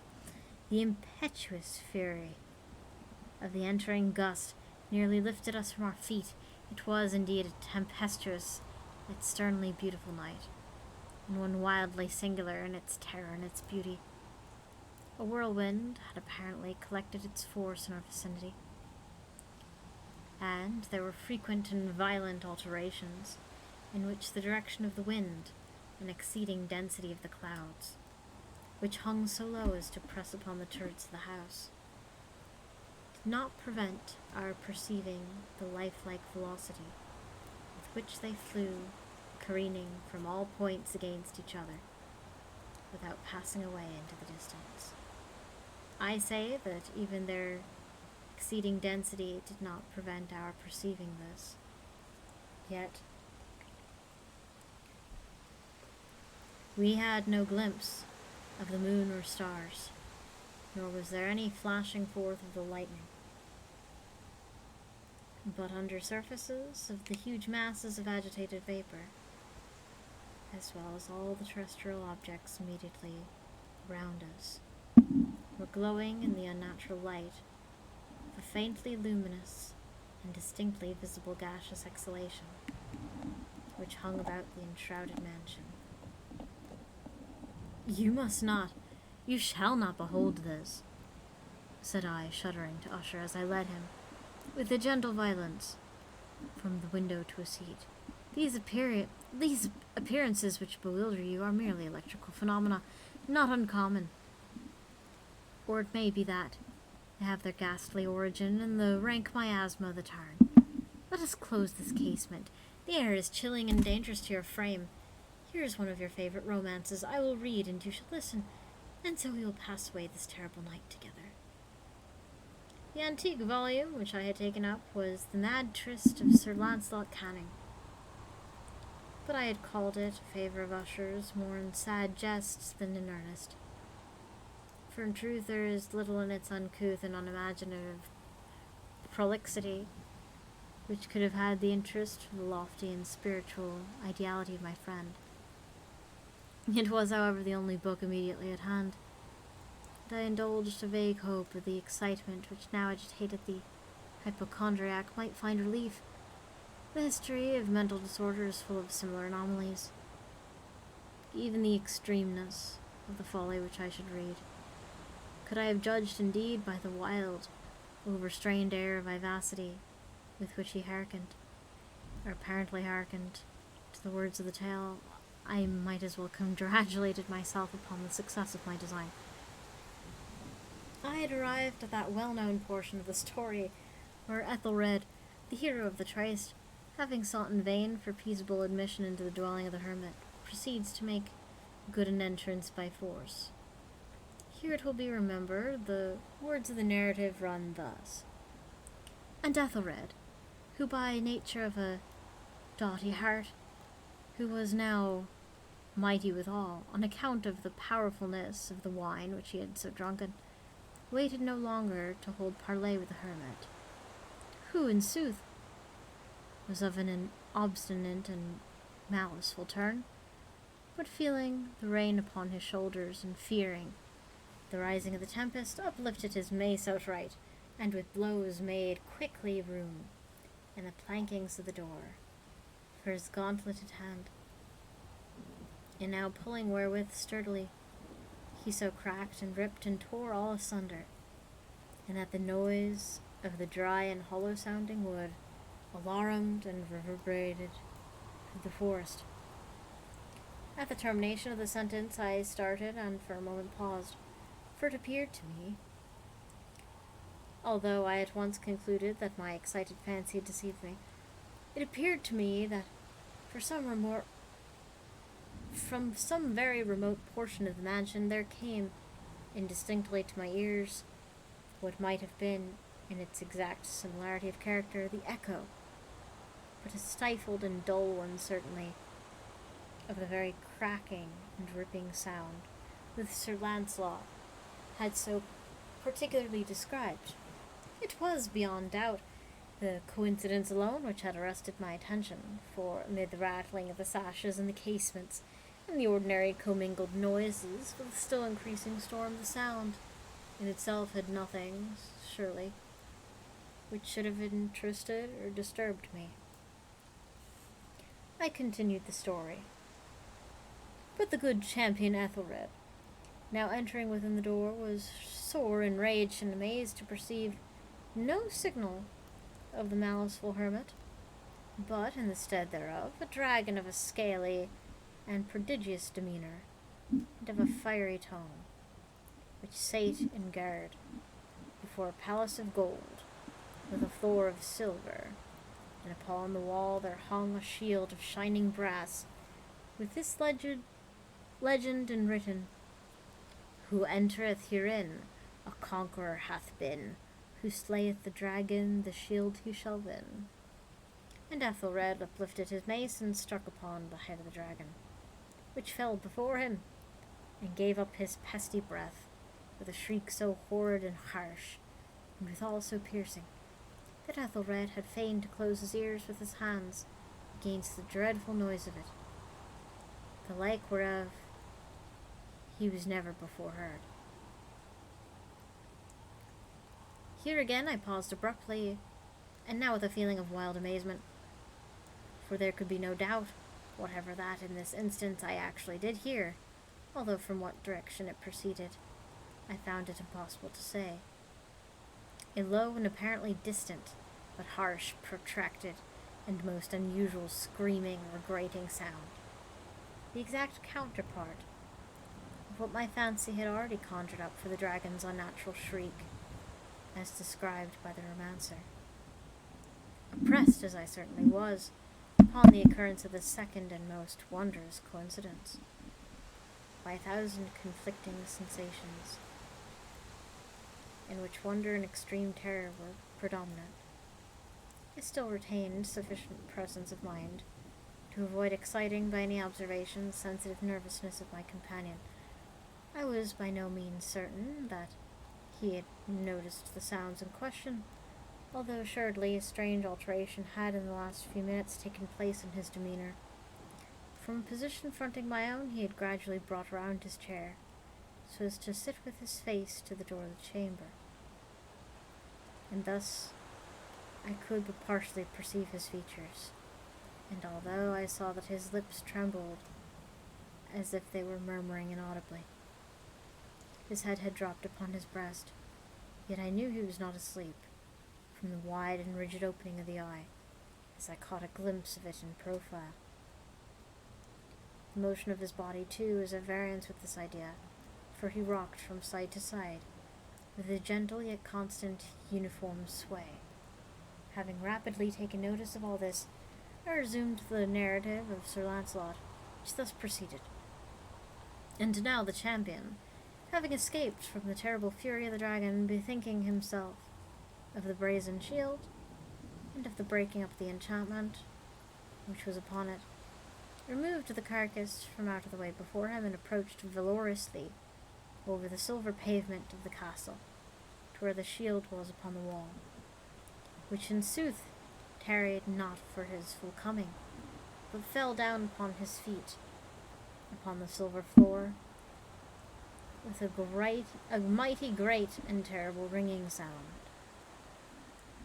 No sooner had these syllables passed my lips, than, as if a shield of brass had indeed at that moment fallen upon a floor of silver, I became aware of a distinct, hollow, metallic, and clangorous, yet apparently muffled reverberation. Completely unnerved, I leapt to my feet. The measured rocking movement of Usher was undisturbed. I rushed to the chair in which he sat. His eyes were bent fixedly before him, and throughout his whole countenance there reigned a stony rigidity. But as I placed my hand upon his shoulder, there came a strong shudder over his whole person. A sickly smile quivered upon his lips, and I saw that he spoke in low, hurried and gibbering murmur, as if unconscious of my presence. Bending closely over him, at length drank in the hideous import of his words. Now hear it. Yes, I hear it, and have heard it. Long, many minutes, many hours, many days have I heard it, yet I dared not. Oh, pity me, miserable wretch that I am. I dared not speak. We have put her living in the tomb. Said I not that my senses were acute? I now tell you that I heard her first feeble movements in the hollow coffin. I heard them many days ago, yet I dared not speak. And now, tonight, Ethelred, the breaking of the hermit's door, and the death cry of the dragon, and the clangor of the shield, say rather the rending of her coffin and the grating of the iron hinges on her prison, and her struggles within the coppered archway of the veldt. Oh, whither shall I fly? Will she not be here anon? Is she not hurrying up to upbraid me for my haste? Have I not heard her footstep on the stair? Do I not distinguish that heavy and horrible beating of her heart? Madman! Here he sprang furiously to his feet and shrieked out his syllables, as if in the effort he were giving up his soul. Madman, I tell you that she now stands without the door. And in the superhuman energy of his utterance, there had been the potency of a spell. The huge antique panels to which the speaker pointed threw slowly back upon the instant. Their ponderous and ebony jaws. It was the work of a rushing gust, but without those doors there did stand the lofty and enshrouded figure of Lady Madeline of Usher.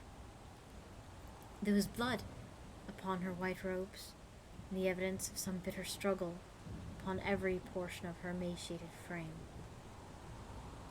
For a moment she remained trembling and reeling to and fro upon the threshold. Then, with a low moaning cry, fell heavily inward upon the person of her brother, and in her violent and now final death agonies, bore him to the floor a corpse, and a victim to the terrors he had anticipated. From that chamber and from that mansion I fled aghast. The storm was still abroad in all its wrath. I found myself crossing the old causeway. Suddenly there shot along the path a wild light, and I turned to see whence a gleam so unusual could have ensued. For the vast house and its shadows were alone behind me. The radiance was that of a full setting and blood-red moon, which now shone vividly through that once barely discernible fissure, of which I have spoken as extending from the roof of the building in a zigzag direction to the base. While I gazed, this fissure rapidly widened. There came a fierce breath of whirlwind. The entire orb of the satellite burst at once upon my sight. My brain reeled as I saw the mighty walls crushing asunder. And there was a long, tumultuous shouting sound, like the voice of 1,000 waters.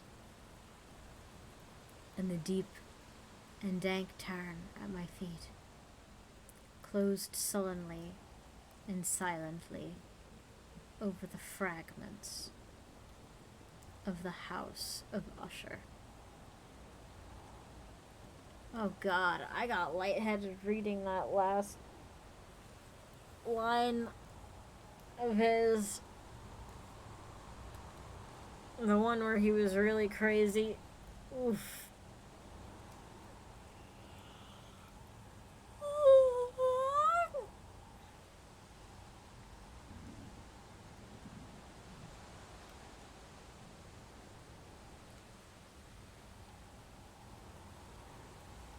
So that was the House of Usher in its completion.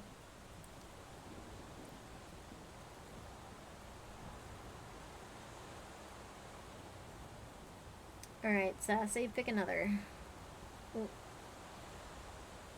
are you thinking? Stick with Poe? Go somewhere else? It's all up to you. Provided you're still awake. Ta-da! Yeah, you're awake. You're fine. You're the only one actively in chat right now. Everyone else is seeing this on the VOD. Hi, VOD people.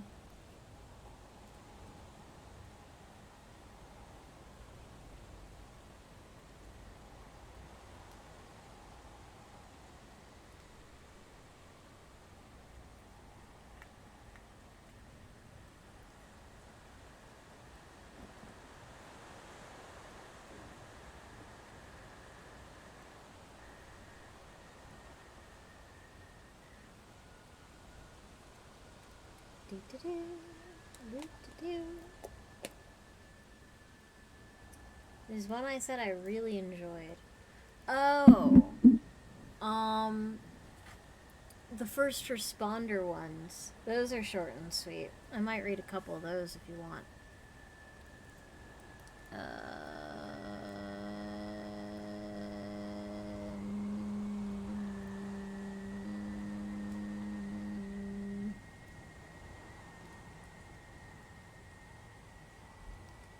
Good lord, my loading sound is loud these days.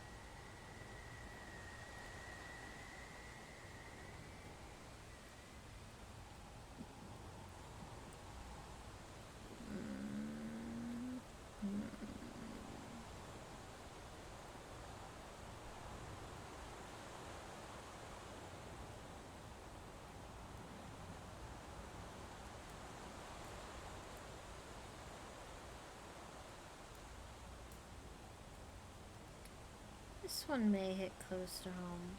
Let's do it anyway. This one is The Eternally Caring Nurse by Dwayne Howie. My career in corrections began after serving Uncle Sam in 2 separate branches of the military.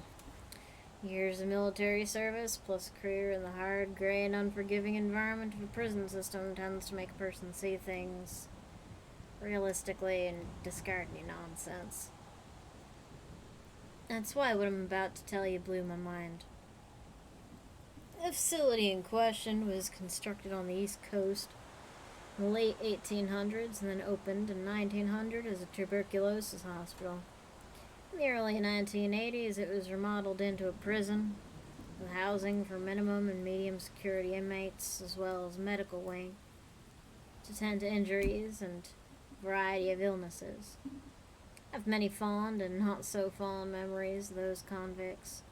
Commuted to natural life sentences after the state removed the death penalty, only to have it reinstated a short while later. I often recall the many inmates that died of illnesses related to HIV and AIDS before modern medications were developed to save lives. Others died from TB, and of course, there was the inevitable suicides. Many others attempted it but failed. 20 years plus, I worked at the institution. There were questions from inmates in the medical section about seeing a black female nurse dressed in red and pink striped clothing. They told me they saw her bringing water and sometimes food to the ill men. First time an inmate told me about her, I assumed he was on psychotropic meds or some kind of thing that caused visions and hallucinations. Then other inmates began telling me the same thing. I'd tell them that there were no medical personnel working in the prison that wore that kind of uniform, but still the reports and sightings continued. Well, I never saw the nurse on any of my shifts anywhere in the prison. I had to wonder after one inmate after another told me the same story. They couldn't all be hallucinating. The facility closed in 2008. I was retired by then, but I had one last opportunity to tour the old building. It was in good shape for a structure over 100 years old, and so very hauntingly empty. Although in my mind, all those many incarcerated lives still occupied the place. As we walked down long empty halls and passed through bare rooms, I could still hear those bumps, creaks, and other odd sounds I'd always attributed to the pipes and regulators so common with steam-heated buildings, like my house. But steam no longer passed through the pipes. We worked our way up to the 3rd floor, a place never occupied by inmates, though the night shift officers still had to check at each shift. They frequently told me about hearing sounds of someone walking behind them, or hearing doors closing in areas that they just secured and locked. There was a story at that time about a patient housed on the 3rd floor back when it was a TB hospital. Years before it became a correctional facility. The man killed himself by jumping off a balcony. A rope looped around his neck stopped him before he hit the floor. He never knew his real name, so the correctional staff referred to him as Sam. tour on the third floor, we could hear Sam again, those odd sounds that couldn't have been steam in the pipes of the old empty building. As the tour ended, the other men in the group, a friend and past coworker at the correction facility, told me to follow him, and I did. Asking him what was up, he seemed quite anxious and jittery. He showed me an old slide carousel and projector he'd found in the storage area. After setting it up, he proceeded to flip through pictures of the facility taken back when it was still the TB hospital. There were slides from the 50s and 60s of people, patients, and cars in the big parking lot. Then came the pictures he was so anxious about. You hear that nurse who the inmates always asked about? The one who would get them water or ice or food items? Then I told him I did. He adjusted the slide carousel. Ready to see something? He asked. Then he began to show me slide after slide of a nurse. Same nurse all the inmates had described in vivid detail. In some, she was standing with adult patients, and in others with pediatric patients. There were a few of her posing with doctors and friends, all taken to the hospital long ago. I didn't know what to think. Did all those men see an apparition? A ghost? It was very creepy. Over the low hum of the side projector, I could hear the bumps, creaks, and other sounds. And that was it. Ta-da! I was building it up to be bigger than that, but it was just that short.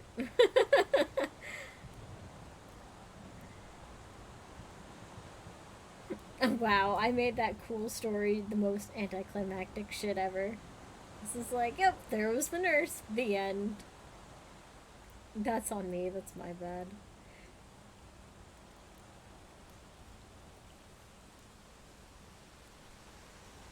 Alright.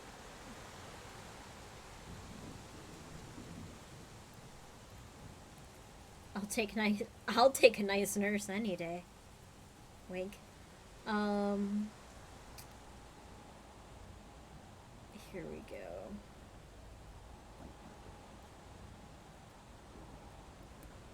Places.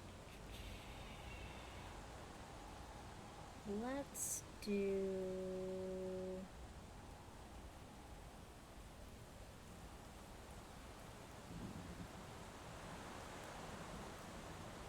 Let's do The Voice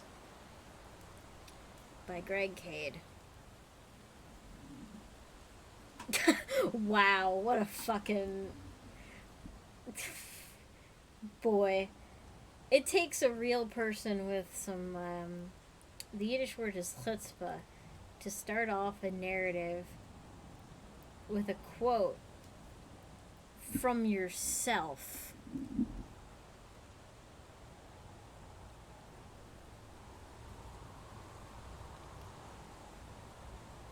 I'm gonna skip that on principle.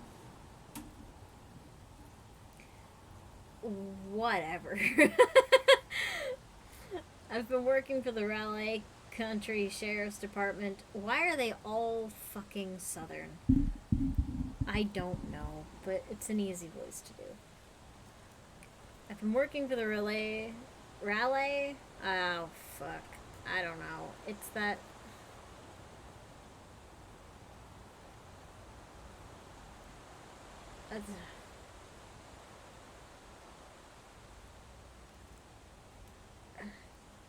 Releg?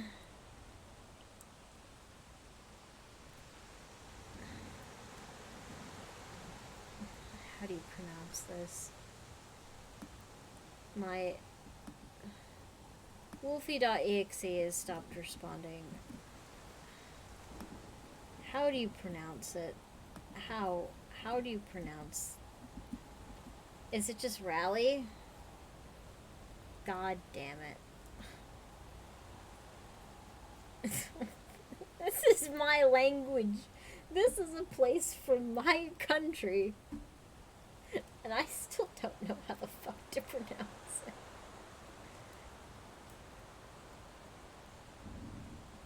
Rally, great. Thank you.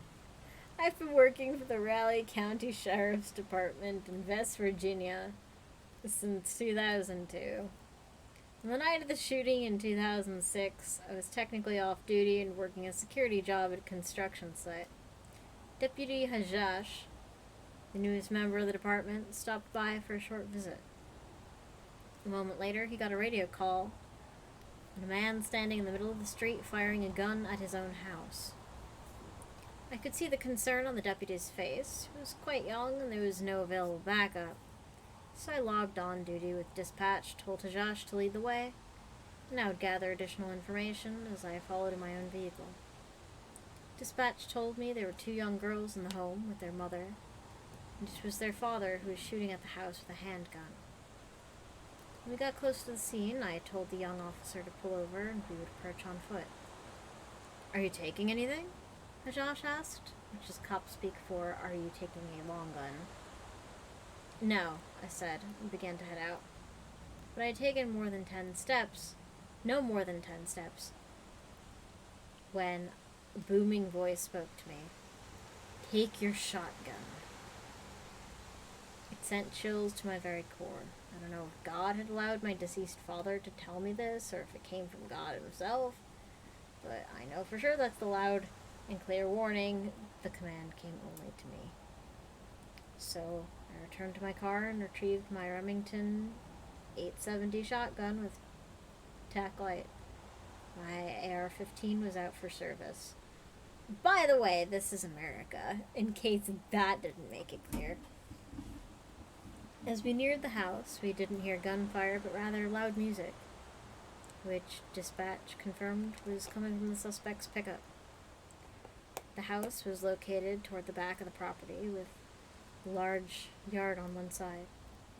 We stopped near its corner and spotted a male walking in and out of the shadows, made by dusk to dawn light attached over the garage.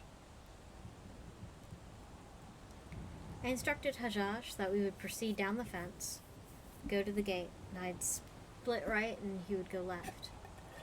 The idea was to get into a position between the man and the house. Hey, pew-pews, right? Man in the house. But as luck would have it, the gate was locked. The music was quite loud now, so I told Tajash that we would climb the fence and move around the corners of the house. I handed my shotgun to him and began to scoot. But just as I was halfway up the fence, the music stopped. What the hell? It was the man. For a moment I thought he might have seen me, but he was actually referring to the music stopping. Hajash and I could not get the rest of the way over the fence without making noise, so I gently climbed back down. I whispered that it would be better to go around the corner, approach the gunman from the road, and try to prevent him from fleeing toward the house. Fortunately, an 8-foot-high hedgerow hid our advance. When I saw the tailgate of the full-size pickup, I switched on my weapon light and began to sidestep to engage the man. I could see him leaning in his open door, incongruously wearing only tighty-whitey underbriefs. Well, great. "Police!" I shouted. "Show me your hands!" Dispatch told me he had a handgun, but when he turned toward us, he was shouldering an AK and lifting it in our direction. Oh. I was expecting there to be, but there was nothing there. Nope. I squeezed my trigger. The majority of my 00 buckshot went to the suspect's weapon, but the rest punched through his head. He dropped. The mind distorts perceptions at such times. My hearing blocked out Hajash's shots and mine. The sound of the AK-47 hitting the concrete driveway sounded like an explosion. I shouted at Hajash to take cover and watch the house. A few months earlier, I had served a court order at a home. A moment later, family members from 5 other houses on the same street came to interfere. The situation became volatile, but we managed to successfully serve that warrant.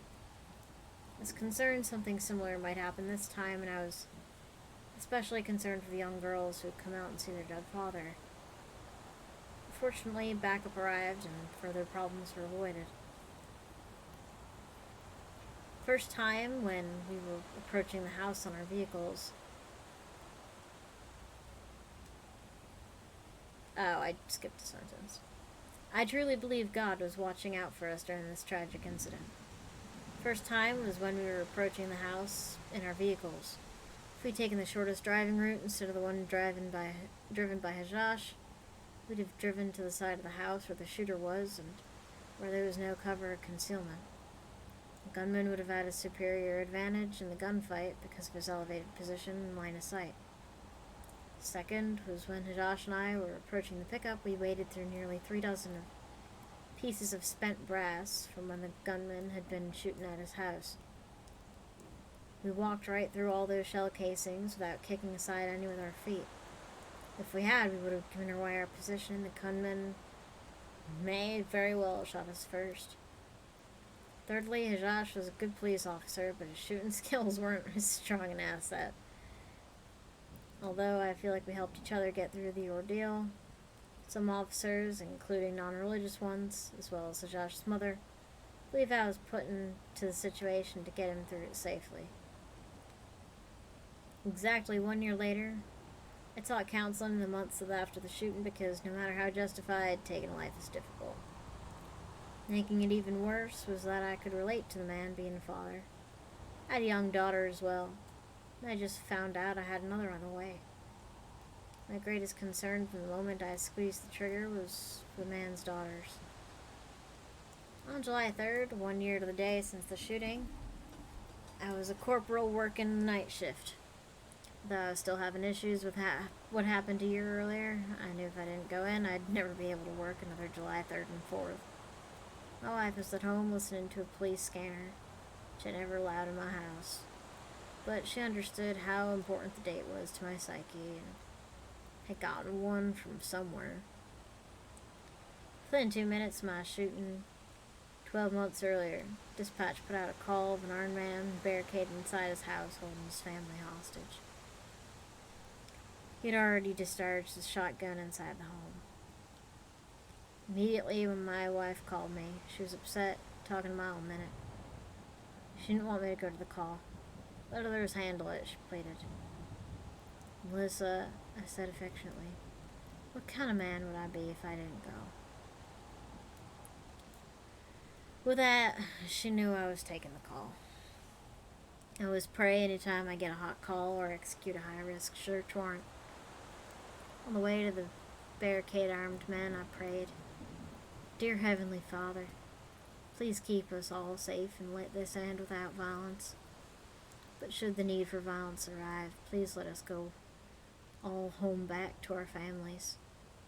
And God, if it's my time, please take care of my family and always let them remember I loved them. We took up our tactical positions at the scene, and I used my cruiser's PA system to talk to the guy into giving up. Came out peacefully 5 minutes later. But I knew in my heart it wasn't me who got through to that distraught man.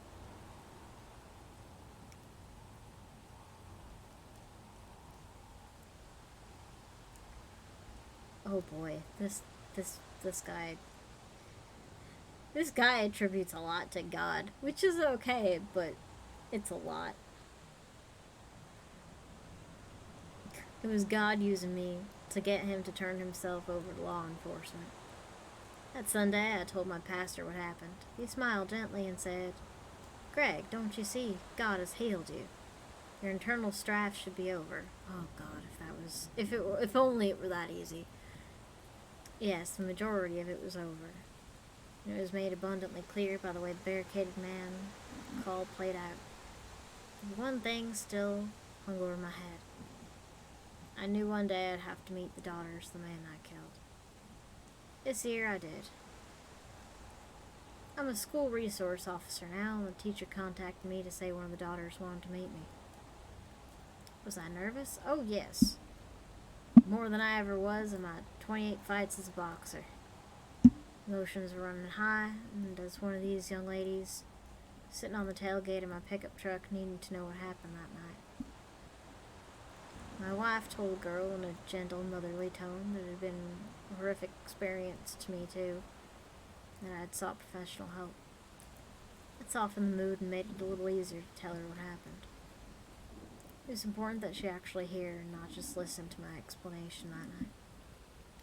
It was clear that my side of the story, which conflicted with the skewed version her family had told her, confused the young lady. In the end, she said she wanted to get to know us.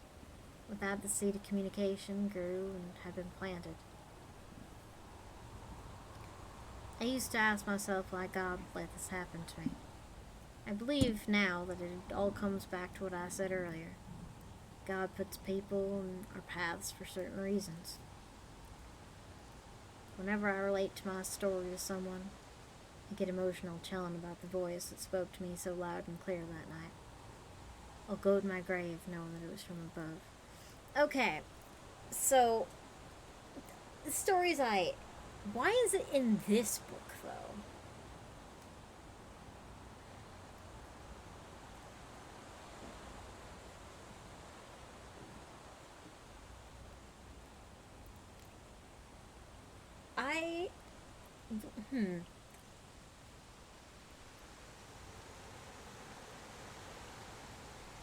Editor, really?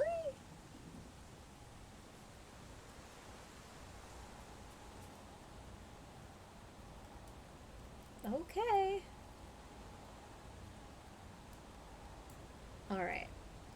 I think we'll send it off with one Chinese story to top it off before my voice dies, but I'll probably chill out in the secret server and play some inscription if I'm being honest. Let's see.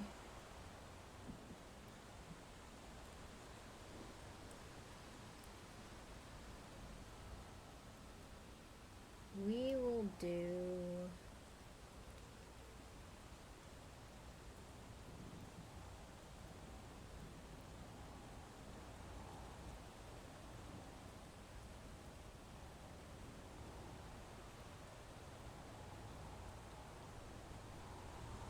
Let's see.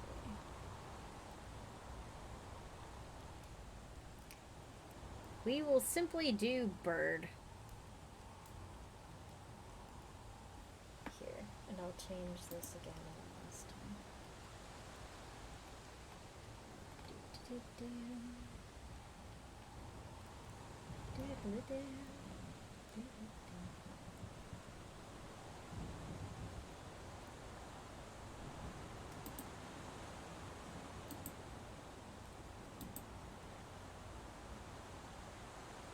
Yeah?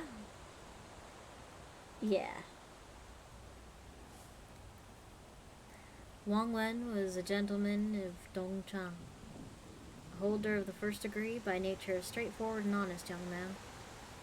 He went on a trip to the south, through twin provinces of Hunan and Hubei, and on his way put up at an inn in the village of Six Rivers. Taking a stroll through the village, he encountered a neighbor of his form of... Oh, God. Pretty? Yeah, I like this one too. He encountered a neighbor of his from Dongchang, a wealthy merchant by the name of Zhao Donglu, who was often away from his home for years on end. For years on end? Damn, dude.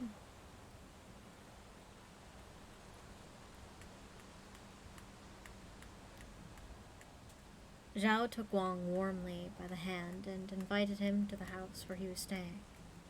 As they went in, Wang caught sight of a beautiful woman sitting in the room, and, greatly shocked at this breach of Confucian decorum, he made to leave. But Zhao followed him outside, took his hand, and drew him back, calling through the window to the young woman, whose name was made to be off.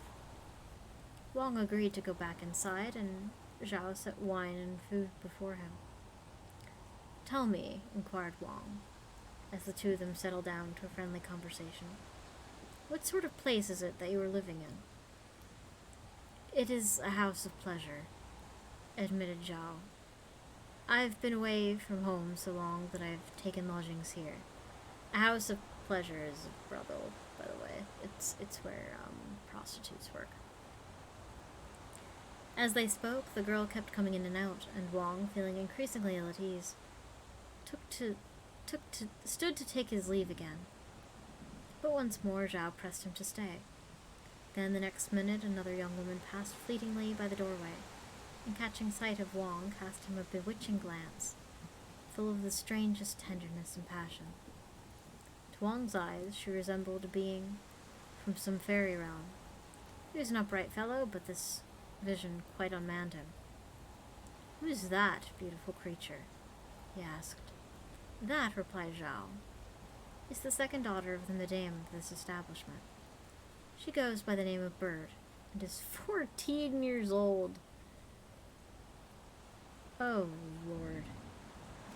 This is like a story from hundreds of years ago, by the way. That is still young.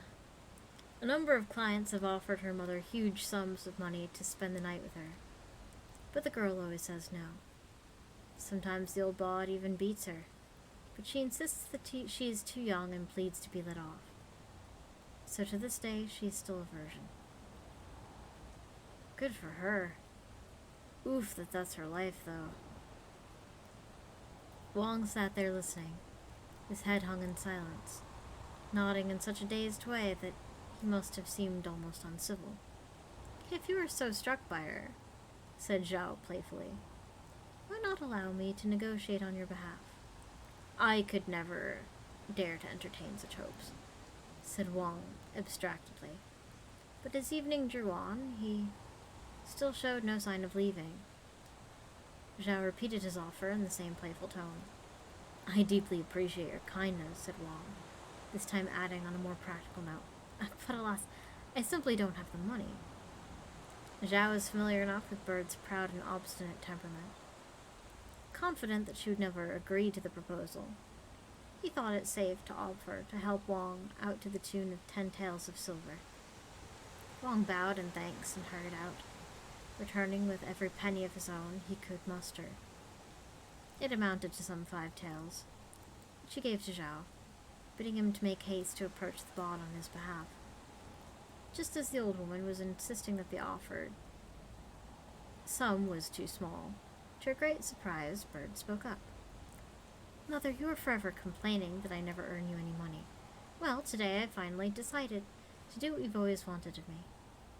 And this will only be my first assignment, remember.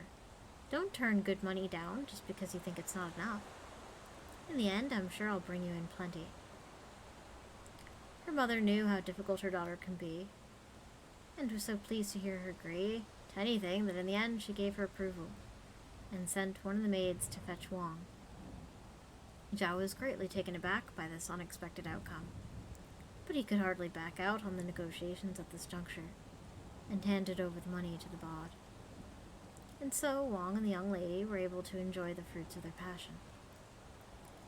"I am just an ordinary sing-song girl," she said to him afterwards, "and no fit match for a gentleman such as you. I feel so honored that you should have wanted to give me your love. But now that you've spent your last penny for this one night of bliss, how will you manage tomorrow?" Wang sobbed inconsolably, unable to reply. "Come, do not lose heart," said the girl. "I've always wanted to give up this wretched way of life. But until now, I've never met a man like you, someone I could truly trust." "Really?" "My mind is made up. We should run away together this very night." "Girl, you've known this guy for maybe 9 hours. Anyway, ecstatically, Wang rose to his feet and the girl with him, and they prepared for their departure. The third watch of night sounded from the bell tower. She hastily changed into men's clothes, and the two of them hurried out together to the inn where Wang was staying. They knocked at the door and asked to be let in. Wang had brought 2 mules with him on his travels. He now roused his servant and told him to make ready to leave at once, inventing some urgent business that necessitated an immediate departure. The girl tied good luck charms to the servant's legs and to the ears of the 2 mules. They untethered the animals and off they galloped, the 3 of them, so fast that Wang could hardly see where they were going. He only heard the wind whistling past them, and then it was morning. and they had reached the city of Hong Kong, where they stopped and rented lodgings. Wang was lost in amazement at the speed of their journey. "If I tell you the truth," said Bird, "you must promise not to be frightened. I am not an ordinary human. I am a fox." "Of course you're a fox." "That mother of mine has always wanted to squeeze every penny she can out of me. She's been horribly cruel to me and has made my life an endless misery. Now at last I have escaped from that sea of woe. We are more than 30 miles from that terrible place, and they can never find us now. I am saved." Wang was too much in love to have any doubts or misgivings. Jesus Christ, these people are stupid. "Here I am with you, my flower," he said simply. "We have nothing to our name but these 4 bare walls. We are paupers. I only fear that one day you will forsake me." "How can you think such thoughts? We can open a market stall and earn enough to get by, the 3 of us. First thing we should do is sell the mules to raise some money." Wang did as she suggested, and they set up a small stall outside their lodgings, where he and the servant worked hard together selling wine and tea, while Bird made capes and embroidered purses. They were able to earn enough each day to live quite well. And after a year or so, they could even afford to take on a maid and an old serving woman of their own. Now Wang no longer needed to don an apron himself, but became the manager of their little family enterprise. One day, all of a sudden, Bird seemed very downcast. "Alas," she cried, "I know something horrible will happen tonight." He asked her to explain. "My mother has found out where I am. She'll be after my blood for sure. She may send my elder sister, in which case all will be well. But I'm afraid she may come herself." At midnight, she suddenly became more cheerful. "All is well. It's my sister maid who's coming." Sure enough, shortly afterwards, her sister pushed open the door and walked in. Bird greeted her with a smile, but her sister scolded her harshly. "Weren't you ashamed to run away like that? Mother sent me to find you and bring you home." With these words, she took out a rope and tied it round Bird's neck. Bird cried out indignantly, "And why should I not stay faithful to one man?" Maid grew angrier and angrier, and seized hold of her sister, tearing her dress. By now, servants had come to witness the spectacle, and eventually, Maid took fright and hurried away. "Now that she's gone," said Bird, "it'll be my mother's turn. She's surely to come herself. Disaster is nigh. We must act quickly." They packed their things in haste and made ready to move on. But before they could get away, the bawd was at the door, her face dark with anger. "I knew you would disobey your sister, and I would have to come and get you myself." Bird fell to her knees and pleaded tearfully, but the bawd paid her no heed, seizing her by the hair and marching her off, leaving Wang to brood in misery, unable to sleep or eat. He hastened back to 6 Rivers, willing to pay money to redeem her. But though he found the house, there was no sign of the ladies, and the neighbors had no idea where they might have gone to. Wang returned to Hong Kong in despair, and finally he disbanded his household and returned east to Shandong with the money he still had. Several years later, he happened to be in Beijing on his travels, and was walking past a foundling's home when he caught sight of a boy 6 or 7 or 8. His servant stared at the child, thinking it bore striking resemblance to his master. "Why are you staring at that boy?" asked Wang. The servant smiled as he mentioned the likeness that he observed, and Wang seemed to find the idea strangely pleasing. He looked at the boy more closely. He was a handsome child, reflecting that he himself had no male heir, and that foundling did indeed resemble him in some strange way. He decided on the spot to buy him and adopt him as a son.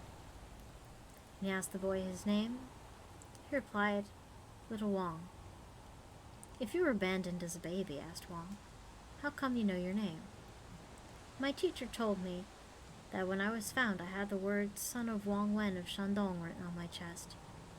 "But that's my name," cried Wang in astonishment, "and I don't have a son." The only explanation he could think of was that this was the son of some other man with the same name as himself. And yet, something about the boy had taken his fancy, and he had already felt a growing sense of attachment. When they returned home to Shandong, all who saw them assumed they were father and son. As little Wang grew up, he showed a great liking for physical activities, especially hunting and combat of all sorts. He was not in the least squeamish when it came to taking life. In fact, he positively relished it. There was nothing his father could do to curb him. The family business was of no interest in him whatsoever. The boy also claimed to be able to detect the presence of ghosts and fox spirits, a claim the locals at first refused to credit. When a villager was possessed by a fox spirit, when they asked little Wang to go find it, he went to the man's house, pointed immediately to the place where the fox was hiding, and told them to attack it, where it was. They did so, and they heard a fox howling, and then a mess of blood and fur came tumbling to the ground. The villager was never again troubled. From then on, the locals all agreed the boy was a strange one. One day, Wang Wen was strolling in the marketplace when he ran into his old friend Zhao Dongwu, the wealthy merchant, now greatly changed, disheveled and haggard, a shadow of his former self. Wang inquired in some alarm where he'd been all this time, and what had happened to him. Zhao asked him gloomily if they could find somewhere private to talk. Wang took him off and bought him a cup of wine.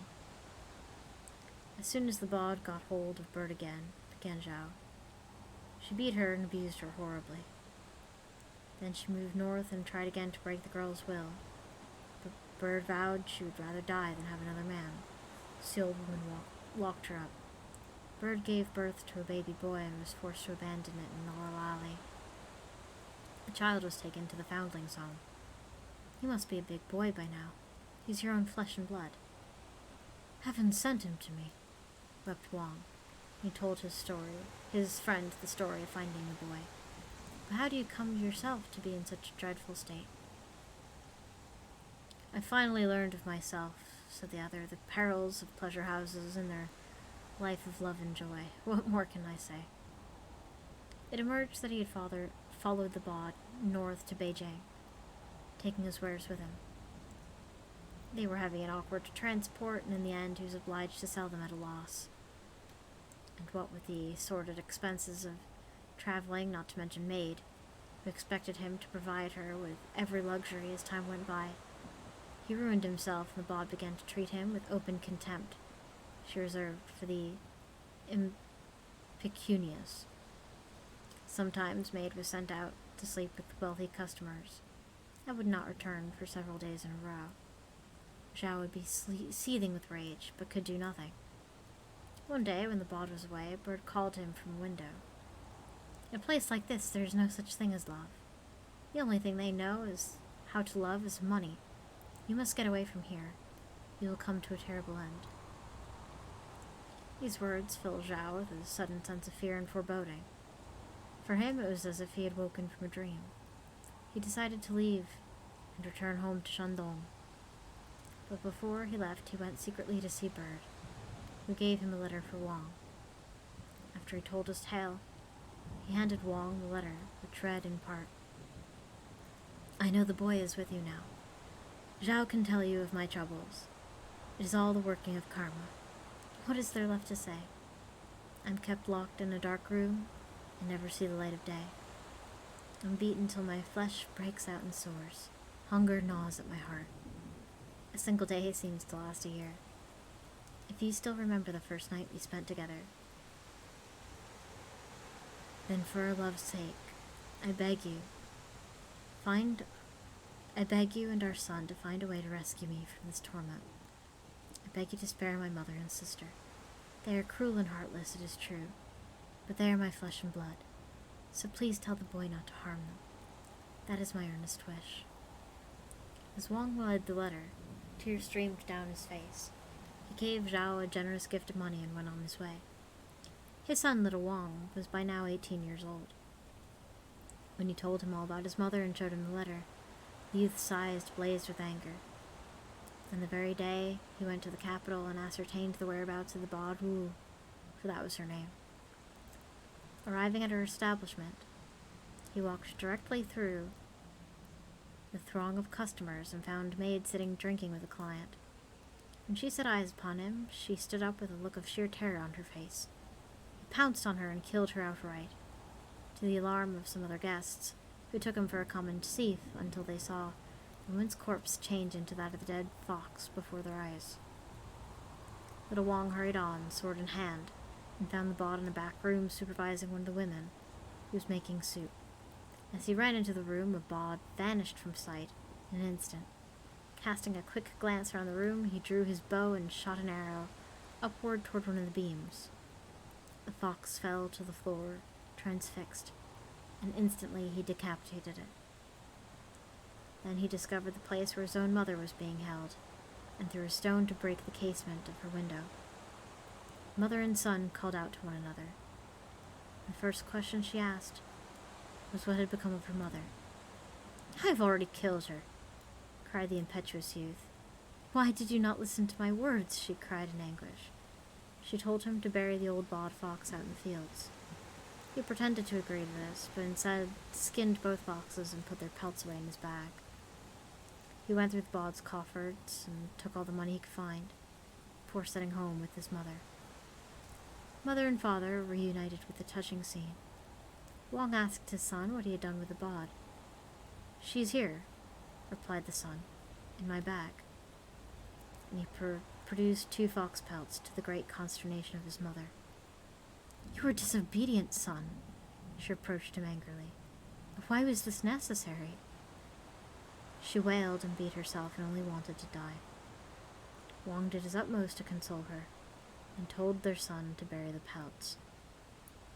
"Now that you are safe and happy," protested little Wong, "suddenly you forget all the beatings and hardships you once endured." This provoked another outburst of anger from Bird, after which she broke down in a fit of weeping. The son went off and buried the pelts. When he reported what had been done, she became calmer. With Bird's return, Wong prospered. He greatly appreciated the part played by his friend Zhao in all this, and rewarded him handsomely, telling him the whole story of the bod and her daughters, and that they were all foxes. The end. I like these because they're always a little bit fever trippy, but if I speak any further for any longer, my voice will be dead. And I still have little hope to play tomorrow, and so I cannot kill my voice too much. And so future spooky stories will just have to wait for later.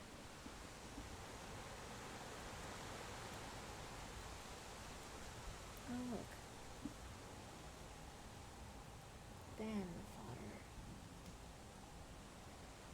It wouldn't be a stream if we didn't ban somebody. In the meantime, get all the rest. You too, Sassy. I hope this helped. I hoped this cheered you a bit. In the meantime, though, do not eat or drink any questionable substances. Make smart decisions. Do not die. Dying is absolutely forbidden. I will see all of you wonderful people